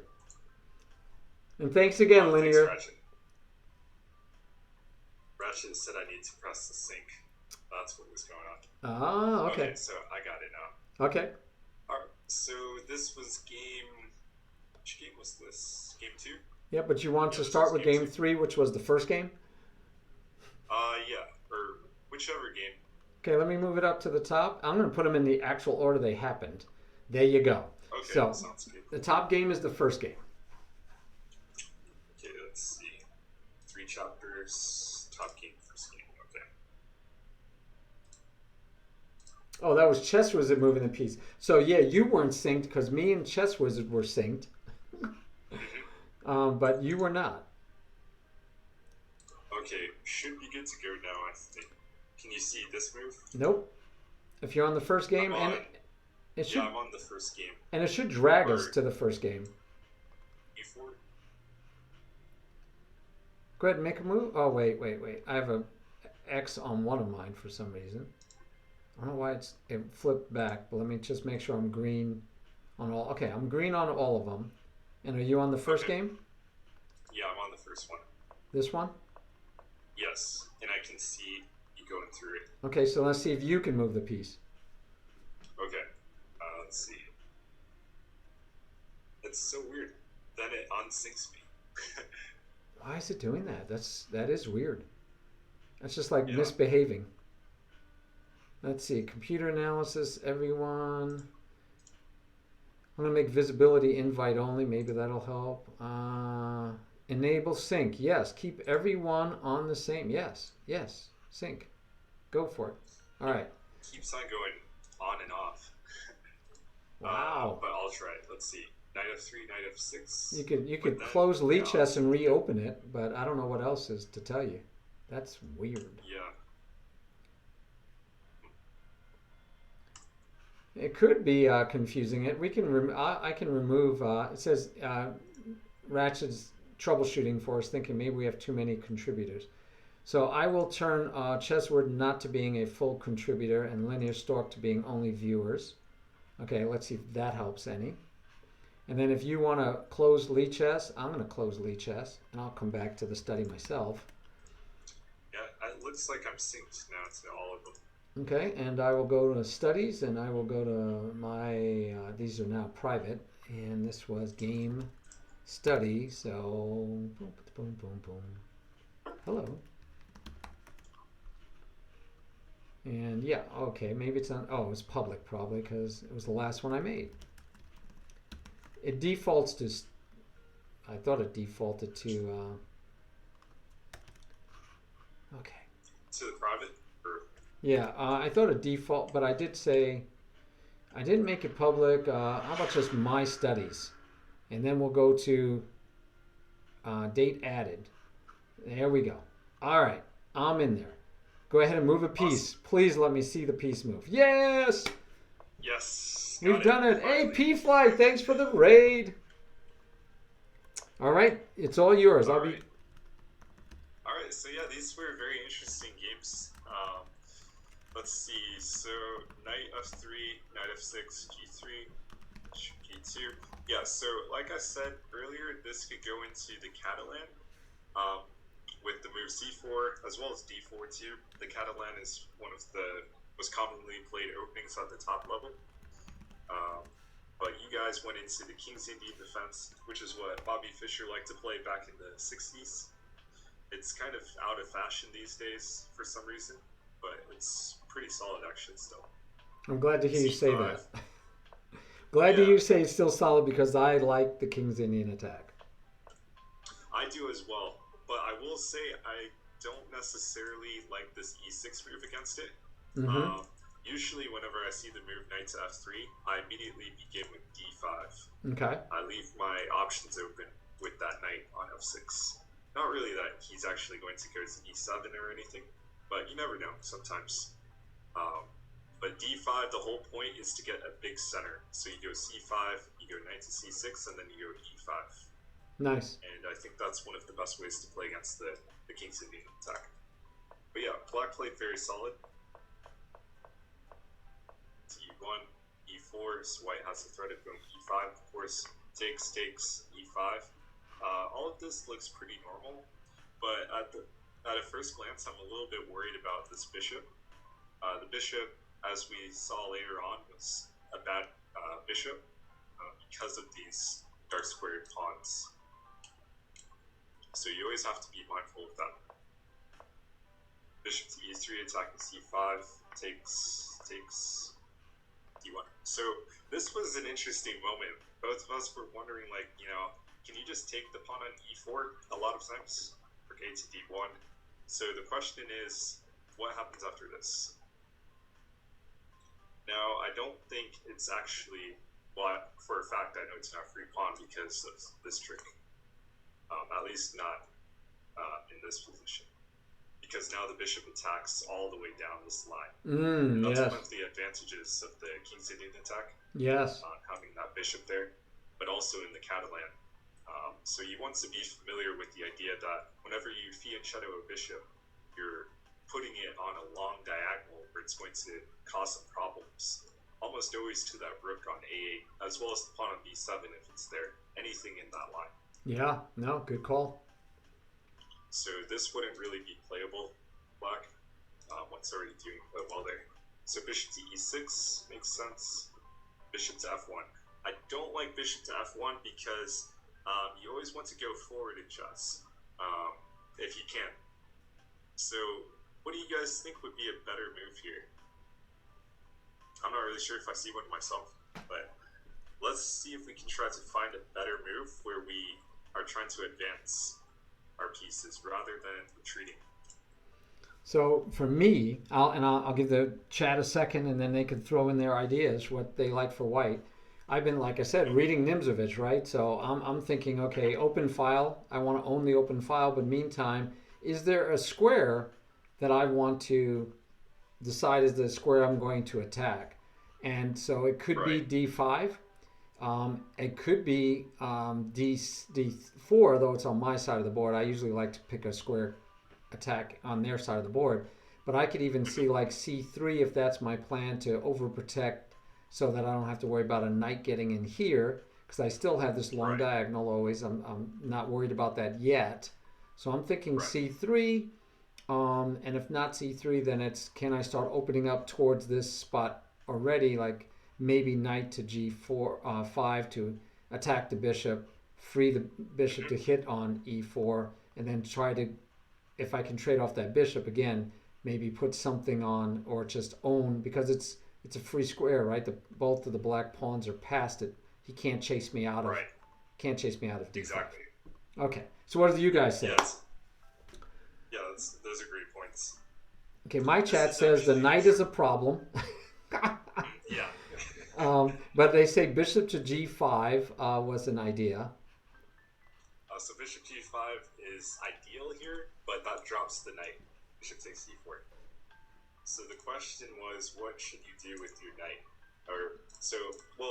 Specifically it was, what move do you think you could play that's better than bishop to f1?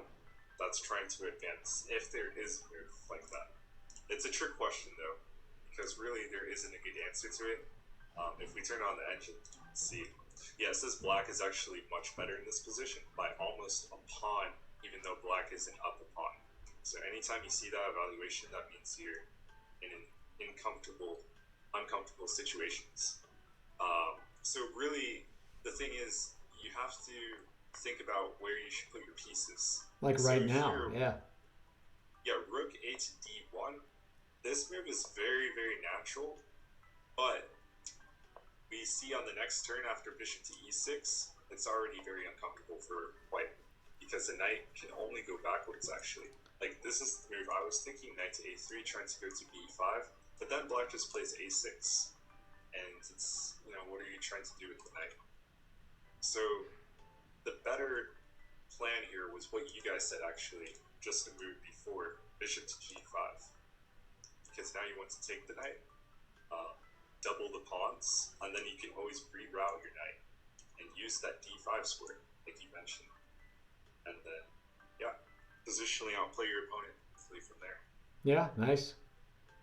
Wow, so very instructional. That was really a key positional moment that might have been missed. Yeah, I wasn't ever crazy about the knight on c4, but yeah, I like what you're saying. The bishop goes right away. There's no way to protect a knight, right? I mean, you can't protect the knight, so it's going to get double pawns.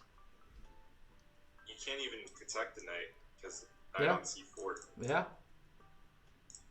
So yeah, you're just going to get double pawns, and then you're going to get a situation where the knights are actually better than the bishops.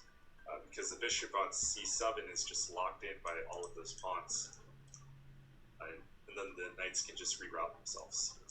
Beautiful. F5 is going to be a square, an outpost. Yep. And then D5 is also an outpost. Yep.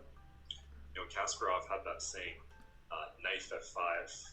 That's how powerful they were. They're like knives in black's position. Knives. Yeah. Knife F5. Yes. Knife F5. And I guess one way to look at it is you don't need to fight for the file because the rook actually has no squares to come in at. Exactly. Yeah. So this is a little bit of a deeper moment, but this is how you get past, 2000 or get up to 2000. See, chess isn't just about like tactics and stuff, because there are a lot of like misconceptions and myths about chess and sayings that aren't really true. Like, one of the most famous chess sayings is chess is 99% tactics. Now that doesn't make any sense, because of course we have the end game, we have the middle game, so many other concepts. Positional chess is a whole nother area. So yeah, that was the key idea here.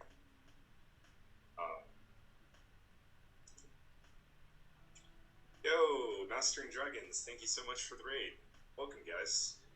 We are doing a recap of the Under 2000 World Championship that just concluded, ChezzWizard2.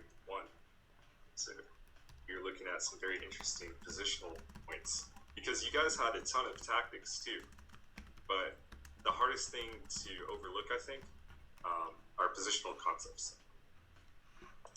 Okay, so rook a to d1. So basically, white put on his tuxedo, thought he was going somewhere cool. The thing is, you get these, optically, things may look good, but in reality, it's like that saying, looks can be deceiving. And that's how this position is. It looks like white has done everything right. Mm-hmm. Put the knight on c4 to put pressure on e5, put the rook on the open file to challenge the other rook. But the reality is, after black plays the move bishop to e6, what are you actually doing? If you play rook takes rook, the other rook is just going to replace it. So that's not going to work. And then if you try to, you'd have to go backwards with your knight. Yep. So stream actually froze up for a second. Yeah, Ratchet was saying that your stream was buffering a bit. Yeah. So I don't know about Streamlabs, but a tip that Busy gave me was in OBS. So if you see Streamlabs icon on your desktop, right? So me, I'm an old DOS guy. I've been around since DOS. Okay, DOS. So I start typing in OBS and then I hit enter because it remembers it in the command line. But he said, no, don't do that. See the icon on your desktop? Right click on it. Yes. Do you have run as administrator? So I see just like Streamlabs OBS after I right click, and then it says pin to the taskbar, and then just close window. Okay. Are you on a Mac or on a... No, I'm on Windows. Okay. So I know OBS, when I right click on it, it has multiple options, including run as administrator. And that's helped immensely. And I only did it yesterday for the first time. But with Zoom... Do you know if it works for Streamlabs too? I would think it does. What do you think, Busy? Hey, Busy, does it work? He's on my stream, so... It's before, and it's before opening the app, he says. So you'd have to check it when you have Streamlabs closed. Okay. Because it's probably not going to... It's not going to show it because it's already running, is my guess. Right. Yeah. Mm-hmm. Yeah, and so now I don't type it in as of yesterday, and I did get red once tonight, but I'm a solid green right now. And usually when I do a Zoom meeting, it's it'll go in and out, but it's been it's worked really well. Run as administrator. Try it your next stream and make that your habit. And it's supposedly it dedicates more of the CPU to Streamlabs. Yeah, that's a great tip. Thank you. I'll try that. Hey, you helped me with chess. We'll help you with streaming. Yeah, I get that red. Your frames have dropped and all that stuff all the time. So I'll definitely try that out. And ChezzWizard Okay, says so even if you do like I do, where you type it in, if you don't just hit enter, it'll give you the option to run as administrator even when you type it in. But it has to be before you run it. Thanks, ChezzWizard. Okay. Yep. Thank you guys for the tips. Appreciate that. Okay, so this position, you have to play knight to a3 because otherwise, just like we thought, after bishop to f1, what's the problem? You see candy, why not take it, you know? Yeah. Don't tell me you don't like candy. It's always, if someone says they don't like candy, that's a little sus. The lexicon, yes. That's the other thing. We have a new lexicon in chess, right? Because of sus. I'd never heard sus before either. Yeah. I had to ask somebody, what does that mean? Why are they saying sus? Just short for suspect. We definitely love free candy, Busy. Yeah. Okay, so knight takes e4 was a move. So you gotta take the free candy. So they've been asking what if they've been asking, so you might as well give them an answer. What if instead of, we're saying you can't do the bishop, right? So what happens here? Yeah. What happens if you just go back with the knight to d2? Yeah. Well, first of all, you get into a situation where your pieces are 100% passive. So, if you think about things, white had the first move advantage. Mm-hmm. So whenever you have the white pieces, you're always trying to, put some pressure on your opponent because you have the first move. So the onus is on you to, put that pressure on them. So whenever you get into a passive position like this, that means it's almost as if the color's reversed. Yeah. As if now you have the black pieces, your opponent has the white pieces. And whenever that starts happening, it starts to feel uncomfortable. It starts to, become harder to see plans and stuff like that. And that's how blunders and mistakes happen. So really, you just don't want to get into these types of, positions. Okay. The game always needs to be, you should always feel like you're in control of the game, basically. And Busy tells me he was actually thinking of this knight, but then ChezzWizard says, yeah, but if he does this knight, you just come here and you have more free. You're going to get free candy, and if this pawn moves, this is a nice square. You may need to calculate a little bit. Knight b4, if you were thinking about taking on a2, that is. Knight b4, c3, you need to go knight d3. Yeah, I'm liking this. Yeah, I love this square. Yeah. Yeah, I'd much it gets trapped over here. Yeah, yeah. But this is a beautiful square. Although you might have b5. But yeah, knight d3. The knights in the center like that are octopus. Yes. Yeah, I heard that for the first time. I heard that the first time from Ratchet. I didn't know what he was talking about. He said, yeah, it's an octopus. I said, oh, okay. That's what Kasparov said one time. Oh, nice. There was, in one of his games against Karpov from 85, I think, he had a knight on d3, actually, just like this knight. And it was just 100% stopping freezing white's position. And knights in the center can control up to 8 squares, I believe. Whereas a knight on the side can only control 4 squares. Yep. That's why the saying exists, knight on the rook is grim. Agreed. All right. There's always an exception. Okay, so h6, c3. Yeah, after this trade, white is actually better now. You see how things just flip automatically from a positional standpoint? You may not think to yourself, anything is really going on here. But the thing is, white has the 2 bishops now. The bishop on c7 is really bad. So now, suddenly, white went from having a passive position to an active position, just because black decided to release the tension and let white's pieces come to life again. So you always need to maintain the tension. That's why top players are really strong, because they're good at maintaining tension. They don't care about trading pieces unless they're getting into a winning endgame. So h6, c3, all of these moves were fairly normal. We were still wondering, though, what would happen if you just take, which did happen, actually. Now white actually has compensation, though, anyway, because of the 2 bishops. Mm-hmm. Do you guys know about compensation? what that term means? I think so. I think they do. Yeah, so compensation is like when you're down in material, but you have something for it. So white has the two bishops for the e4 pawn.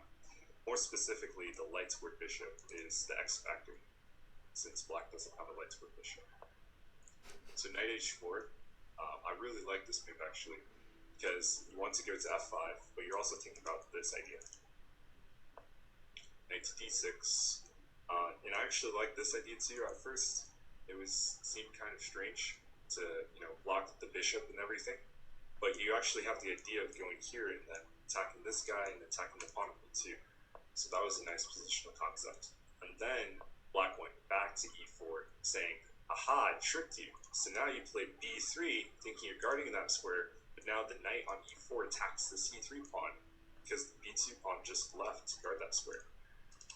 So that was a really subtle point, I thought, and yeah, that was excellent by black. You have to be careful here not to fall for stuff like this.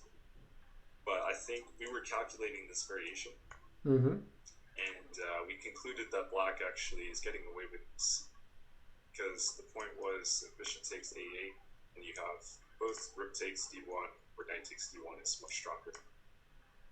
And yeah, you just have material, even though white has the two bishops.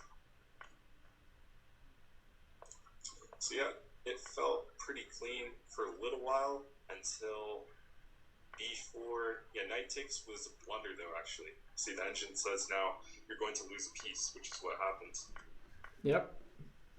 And I was thinking about this, we were talking about this concept, but the problem is if you cannot maintain these pawns over here and get them rolling, then they're just stuck, they're sitting ducks because of the lightsword bishop. So you have to always think to yourself, can I actually activate those pawns? Like, an idea might look good, but once again, you have to ask yourself, in reality, is it good? So this, bishop c4, e5, and then bishop takes b5. This was a big blunder. There's no need to do this. All you have to do here with white is just counterattack this guy. Not like rook c1, but actually the engine likes rook to a3. And the reason for rook to a3 compared to rook to c1, you should always ask yourself what is the difference between moves like that. The thing is, after rook to c1, black can play bishop to a5, which holds the knight. And then black's pieces start to swarm in. But rook to a3, if black does this, then we can just capture. And then after this, we can just capture again, and everything follows. So that was the key variation. And so we got this position. Black is up a pawn, but after rook to b1, he's in the nasty pin. Although it's not so nasty because he could just play rook b7 and knight b6, which, as we saw, is what happened here. This was very, very sus. King e2. So always take your time. One time I had this game in this tournament, it was like round 1 or something, and I was playing against like a near national master or something, and I had an opportunity to sacrifice my queen, because the thing was, if he took my queen, I had a checkmate with 2 knights, actually, a very unusual checkmate. I had this combination where I could sacrifice on the back rank and all that, but I missed it because in my head, prior to all of that, I was just thinking to myself, oh, what happens if he plays this beautiful defensive move, which actually was a blunder, but he played that move which I thought of, right? And I automatically played what looked to be the human, just safe move to play. But then I checked the game with the engine, and it's like, actually, you can sacrifice your queen. Like, you should have thought longer there. So always truly think about the position. Unless, it's you're forced to move your king or something like that, always think about the position. Think deeply about it. Sudokus is making me laugh. And yeah, the final point here was don't trade pieces, of course, when you're down material. 93, you need to keep as many pieces on as possible here. It's going to be a difficult endgame to hold. I think black is winning. but yeah, you can't play 92. So yeah, very nice game overall. Yeah. Very nice. Couple of stalemate opportunities potentially down here, but eventually Black saw this plan of going King G3, King F2, which is called out flanking. Yep. Yeah, got the job done. Very nice game. Very nice game. Good job. Great job. And thank you, Tony. Man, great analysis. Thank you for having me. If you enjoyed it, we'll talk. I do this once a month. Yeah, for sure. And I'm not sure if you guys want to check out the other games or not. It is getting late. I usually quit at 10. Could this? But there is a. Could that end game be a draw? Busy. At what point? Because no, at a lot of points, no. Like here, no. So yeah, depending on which point. But once he traded the knights, then the answer would be no. Also. At this point, I think the end game should be a draw. Like right here. Although this is one of those classic positions that you would see Magnus try to just, squeeze the water out of the stone for 5 hours. Yeah. Black is only up one pawn, but so he's asking about after trading knights, and I'd say no. After the trade of knights, it was over. Yeah. I mean, anything can happen, but no. With proper play, this should be a win for Black. That was the only move that I didn't agree to at the time. I thought he had to move this way. But, I can see where he'd say, okay, now what, right? Right. So maybe I'm wrong, and maybe ChezzWizard found the better move, because it does keep the king out of both of those squares. And then the only move he has is this, and I'm sure he saw that this pushes the king back again, and then you're winning. So yeah. Right. So in this case, instead of moving the pawn that has a chance to queen, this is nicer because it restricts the king. It's a little prophylactic right here. Now the king has to go back and play defense, and this should be easy. Mm-hmm. Nicely done. Yeah, we were looking at. Very nice technique. Yeah, we were looking at if the king got to the point where it was king, pawn, and king, and then the king went after this pawn, that you could take and run back to the corner, but as we saw, he really can't force that to happen because he just gets to walk over and take him off. Yeah. More free candy, and it's actually made in 12 at this point. Excellent. Yeah. Yes, ChezzWizard. Actually, I was bragging about your endgame play way before we got to this point. So, excellent. All right. If you want to go through a couple of the key points in this one. We just don't have time to go over the whole game. So this was, you were saying, this was just an opening inaccuracy, this queen here, I right? felt like it was, but apparently queen d7 is actually the best move according to Stockfish.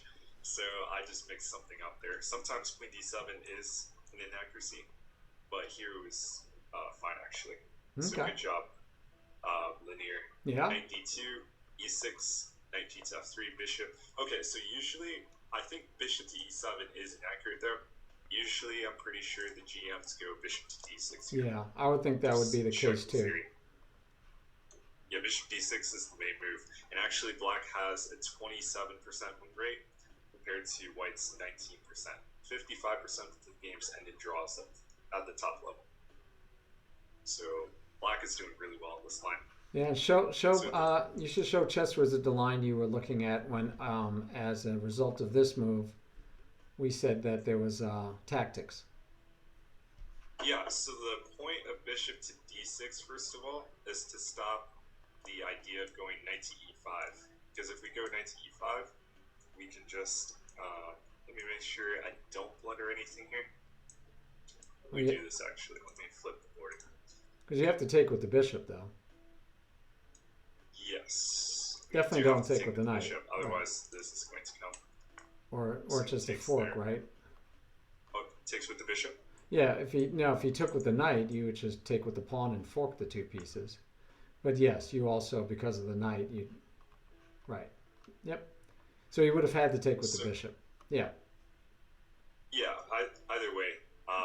But then knight to, I'm trying to think about how this is actually, why this isn't working for white. Which one? Maybe knight to e5. Maybe it is a move actually. You see, not 100% aware of the theory. No, it's actually a move. Okay. That makes sense because I couldn't find a way for us to like win a pawn here in the center because Right. white always has bishop to b5 skewering everything. There's a game that Magnus played with white here, so yeah, it's nothing special is going on there as far as winning material. Okay. So knight e5, that's why queen d7 is a move you have to be careful with. So I felt like it was an inaccuracy from these players' perspective because if you don't have a lot of time to prepare every nuance in the position, then a move like knight to e5 can surprise you. The engine might say things are equal here, but that's just because it knows what to do. If you don't know what to do, then you could be in trouble very quickly. And actually, knight e5 is strong here, which is what I was thinking. Black would have to play queen to c8, because if you play knight takes e5, you're losing everything. D takes, dual threat, bishop to e5, take the knight. Yep. It's actually a fork, technically. Yeah. Double attack fork. Yep. Double attack. Yep. But yeah, after queen c8, knight takes, and just like that, you have the two bishop advantage. Anytime you can get the two bishops, it's usually a plus. So that's a big key tip to get up to 2000. Get the two bishops. Unless it's a closed position, then try to have the two knights. Okay, so castle is one. So white had the upper hand here, but black missed a nice little positional shot. So he could have played knight to b4, attacking the queen, because the thing is you cannot capture due to rook takes queen. Thank you very much. So queen to b1 is the only move to maintain this relationship with bishop. So captures, and then bishop to g6 was something I was thinking. And the point is, black has the light squares, and white doesn't have control over the light squares. In fact, white is playing on the dark squares here, with the moves like knight to b5. So yeah, I think that was more accurate. But bishop g6 is very solid actually as well. Takes, knight e8.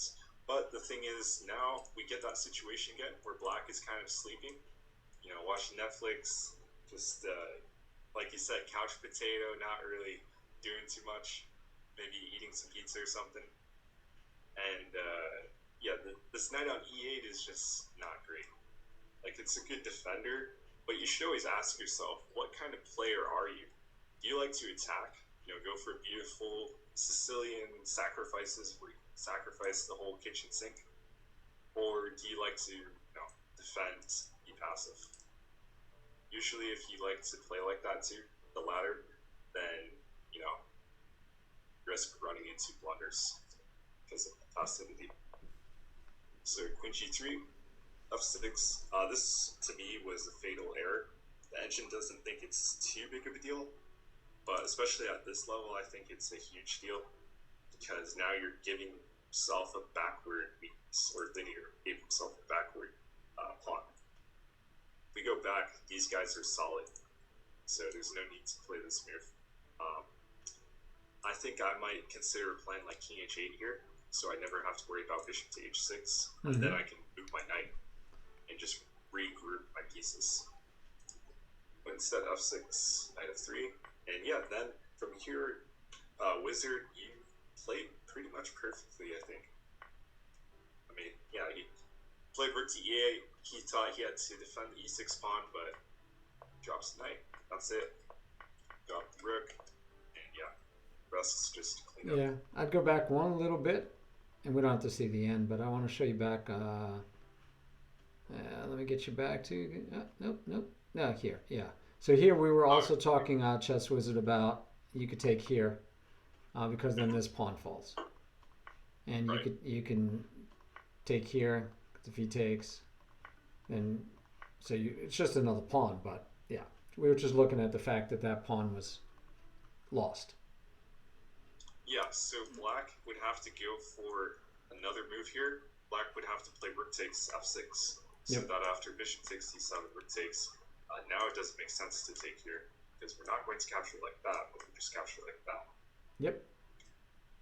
And I really like, at least, even though black still has a bad position, I like the practicality of this move if it takes f6 because you have the idea of going rook to g6, trying to counterattack white's army. Of course, white can play knight to e5 here, which stops that move and attacks the queen, but at least he tried. You kind of just get swatted down immediately, but at least there's more of a fight than what happened. I mean, you have counter threats, right?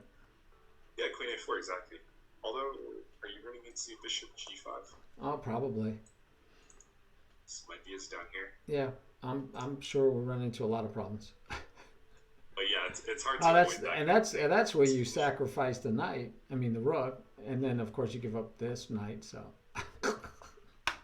Wait, which move? No, I was saying based on what you said that if you went here, yeah, then I said here. Then you said, well, that could run into that, and I said, okay, so then you give it up. You know, you give it up for the bishop, but it's not good. This is not good. I like how the engine says, "Don't even capture that rook." It just says, yeah, put some more pressure on it. Yep, I'm not surprised. It's not going anywhere. I'm not surprised. I was thinking he might do this first, but yeah, I'm not surprised. Yeah, it's not good. So that's why I think the fatal weakness was playing the move f6. All right. Let's see if we can get a quick, if there's any key points in this game. We have a repeat of, this one, show this one to ChezzWizard. I think it's worth it. Yeah, one key point here, a small positional point again. So after bishop takes a6, again, there is this Zwischenzug idea. Rather than taking back and crippling your pawns, play queen to a5 check, attacking the king, and then after any move that blocks, say here, queen takes a6, and white cannot castle out of the moment. And you have the two bishops. And the positions that occurred in the game never happened. Black is always solid. So it's just very comfortable. Because in the game, as we saw, black was just losing, actually, after a certain point. Also, don't move your pieces twice in the opening, if you can help it. So like the move here you played, knight to e4, don't want to do that really, because you already developed your knight. So you need to try to think about how can I get the bishop out. It's not easy in this position, but that's the game plan. Knight to 2. I really like this from white too. Sacrificing in order to get more initiative down these lines. Yeah, I think we agreed. White was looking really good. Yeah, and even this move I thought was really high class, king f2. I think a lot of people at this level wouldn't even consider this kind of move. But yeah, king f2 showed a lot of class, I think. Just realizing that black's pieces are all just stuck at home, not doing anything. f6. So f6, it's kind of like what Feingold said. What he said, Ben Feingold, yes, a lot of times it's true. Never play f6. Yes. And the corollary, right? The corollary is never play f3. Yeah. You don't want to play f6 here because you're inviting your opponent to dinner. You're just giving them an open invitation. You're like, yeah, come in. Just blow up the king side, blow up the center rather, with the move e5. And you don't want to, give your opponent an invitation. So e5 was a critical move there. But instead, queen to g3 is pretty good as well. g6, knight f3. Yeah, here again, e5, blasted open. That's a key principle in chess. When the king is in the center, you want to blast the center open, generally speaking.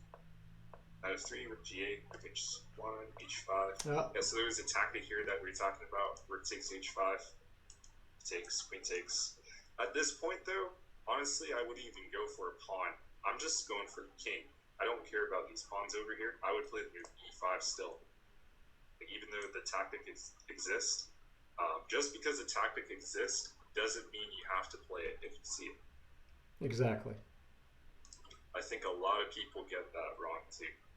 They think, oh man, there's a tactic. I don't need to think about anything else. Let me just go for that one tactic. And that's how you might backfire the position. Mm-hmm. Bishop g4, e5 is good. Takes, this is all great. f5 is good. Okay, I felt like this was a fatal mistake too, locking things up.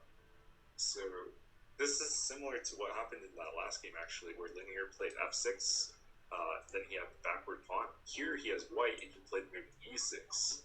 So pawns really are the soul of chess. They make or break the position.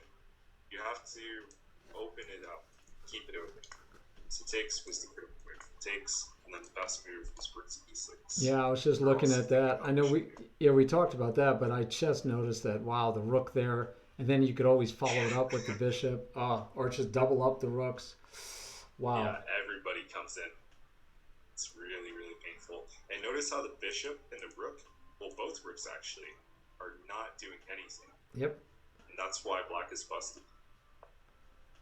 So yeah, that would have been fatal. But instead, e6 helps the opponent out by keeping your own pieces out of the attack. Yep. Bishop g7 is good, trading off. Now here we said he couldn't take. Oh, because this was going to take back with check? Yeah, so I think this leads to a checkmate actually. Yeah, probably. White at the very least has a perpetual check, at the very least. So this is not possible when you cheat with g8 take. Yeah, no, that's just bad. So yeah. You have to go to f8. Yeah, which now you're gonna have another rook come over soon, right? Well, wait a second. Is this a line? I kind of dismissed this in my calculations. Don't you come back here with check? Yeah, I was worried about that because king e8, and then maybe the king can somehow run. I'm not sure, because what if you tickle the rook? So then you have to go here, but then he can pop up, and well, then you pin him. But at least you have a draw there. Yeah, I was thinking if you get to pin him, then you're gonna win him. Right. But if you don't get to pin him, so that would be the issue. So do you go here and, like you said? But after queen h6, that's why you don't play rook g7. You play king c8. Oh yeah, I like that. Yeah. Queen h7, rook f8. And it's hard to say at a first glance what's going on, but intuitively it feels like somehow black is going to find a way to unravel here. Yeah, he's got to get his queen out of the way. Yeah, it's tricky. Okay, definitely not worth it. Definitely not worth going into that line. Yeah. Yeah, black did much better not to do that and castle, like we said at the time. Oh yeah, it's actually winning here, by the way, for white. Just wanted to clarify that. So well, here let's see how we can win this. Well, that's winning. Let's go king f8. Rook g1 here. Yeah, that makes sense. Oh, so checkmate. Checkmate. Yep. Yeah. Black is just out of squares over there because of that beautiful pawn chain. Yep. Very nice. Yep. So connect 5. He wins automatically. Connect. What is that? 5? Good night, Chess Wizard. Great job, champ. First time repeating champion we've ever had. Congratulations, my friend. Well done. Very well played, too. Very well played. Both of you found some advanced concepts that even players at like my level and stuff would miss. So, well done. Yeah, and this was over, so awesome. Good timing, Chess Wizard. Good night. Again, Tony, awesome. Thank you. Let me give one more shout out to Tony. Yeah, thank you, Tiberian. It's been a pleasure, man. And shout out to Tiberian as well, guys. Make sure you check him out. Well, that's right. I forgot. You're live. I'm live, yeah. I'm like, yeah, they know that. They're right here. What are you talking about? Yes, just realized. All right, are you? So you're live right now. Are you going to continue? You know, I might play some games for a little while. Okay, well, I'll just send everybody over to you. Sweet, yeah, that'd be awesome. Thank you. All right, guys, we will see you Friday at 11. We'll probably go over some of these games some more, but excellent. Thank you, Tony. Hopefully, we'll see you again. All right. That was a lot of fun. GG's. Take it easy. You too. And thank you, Tony.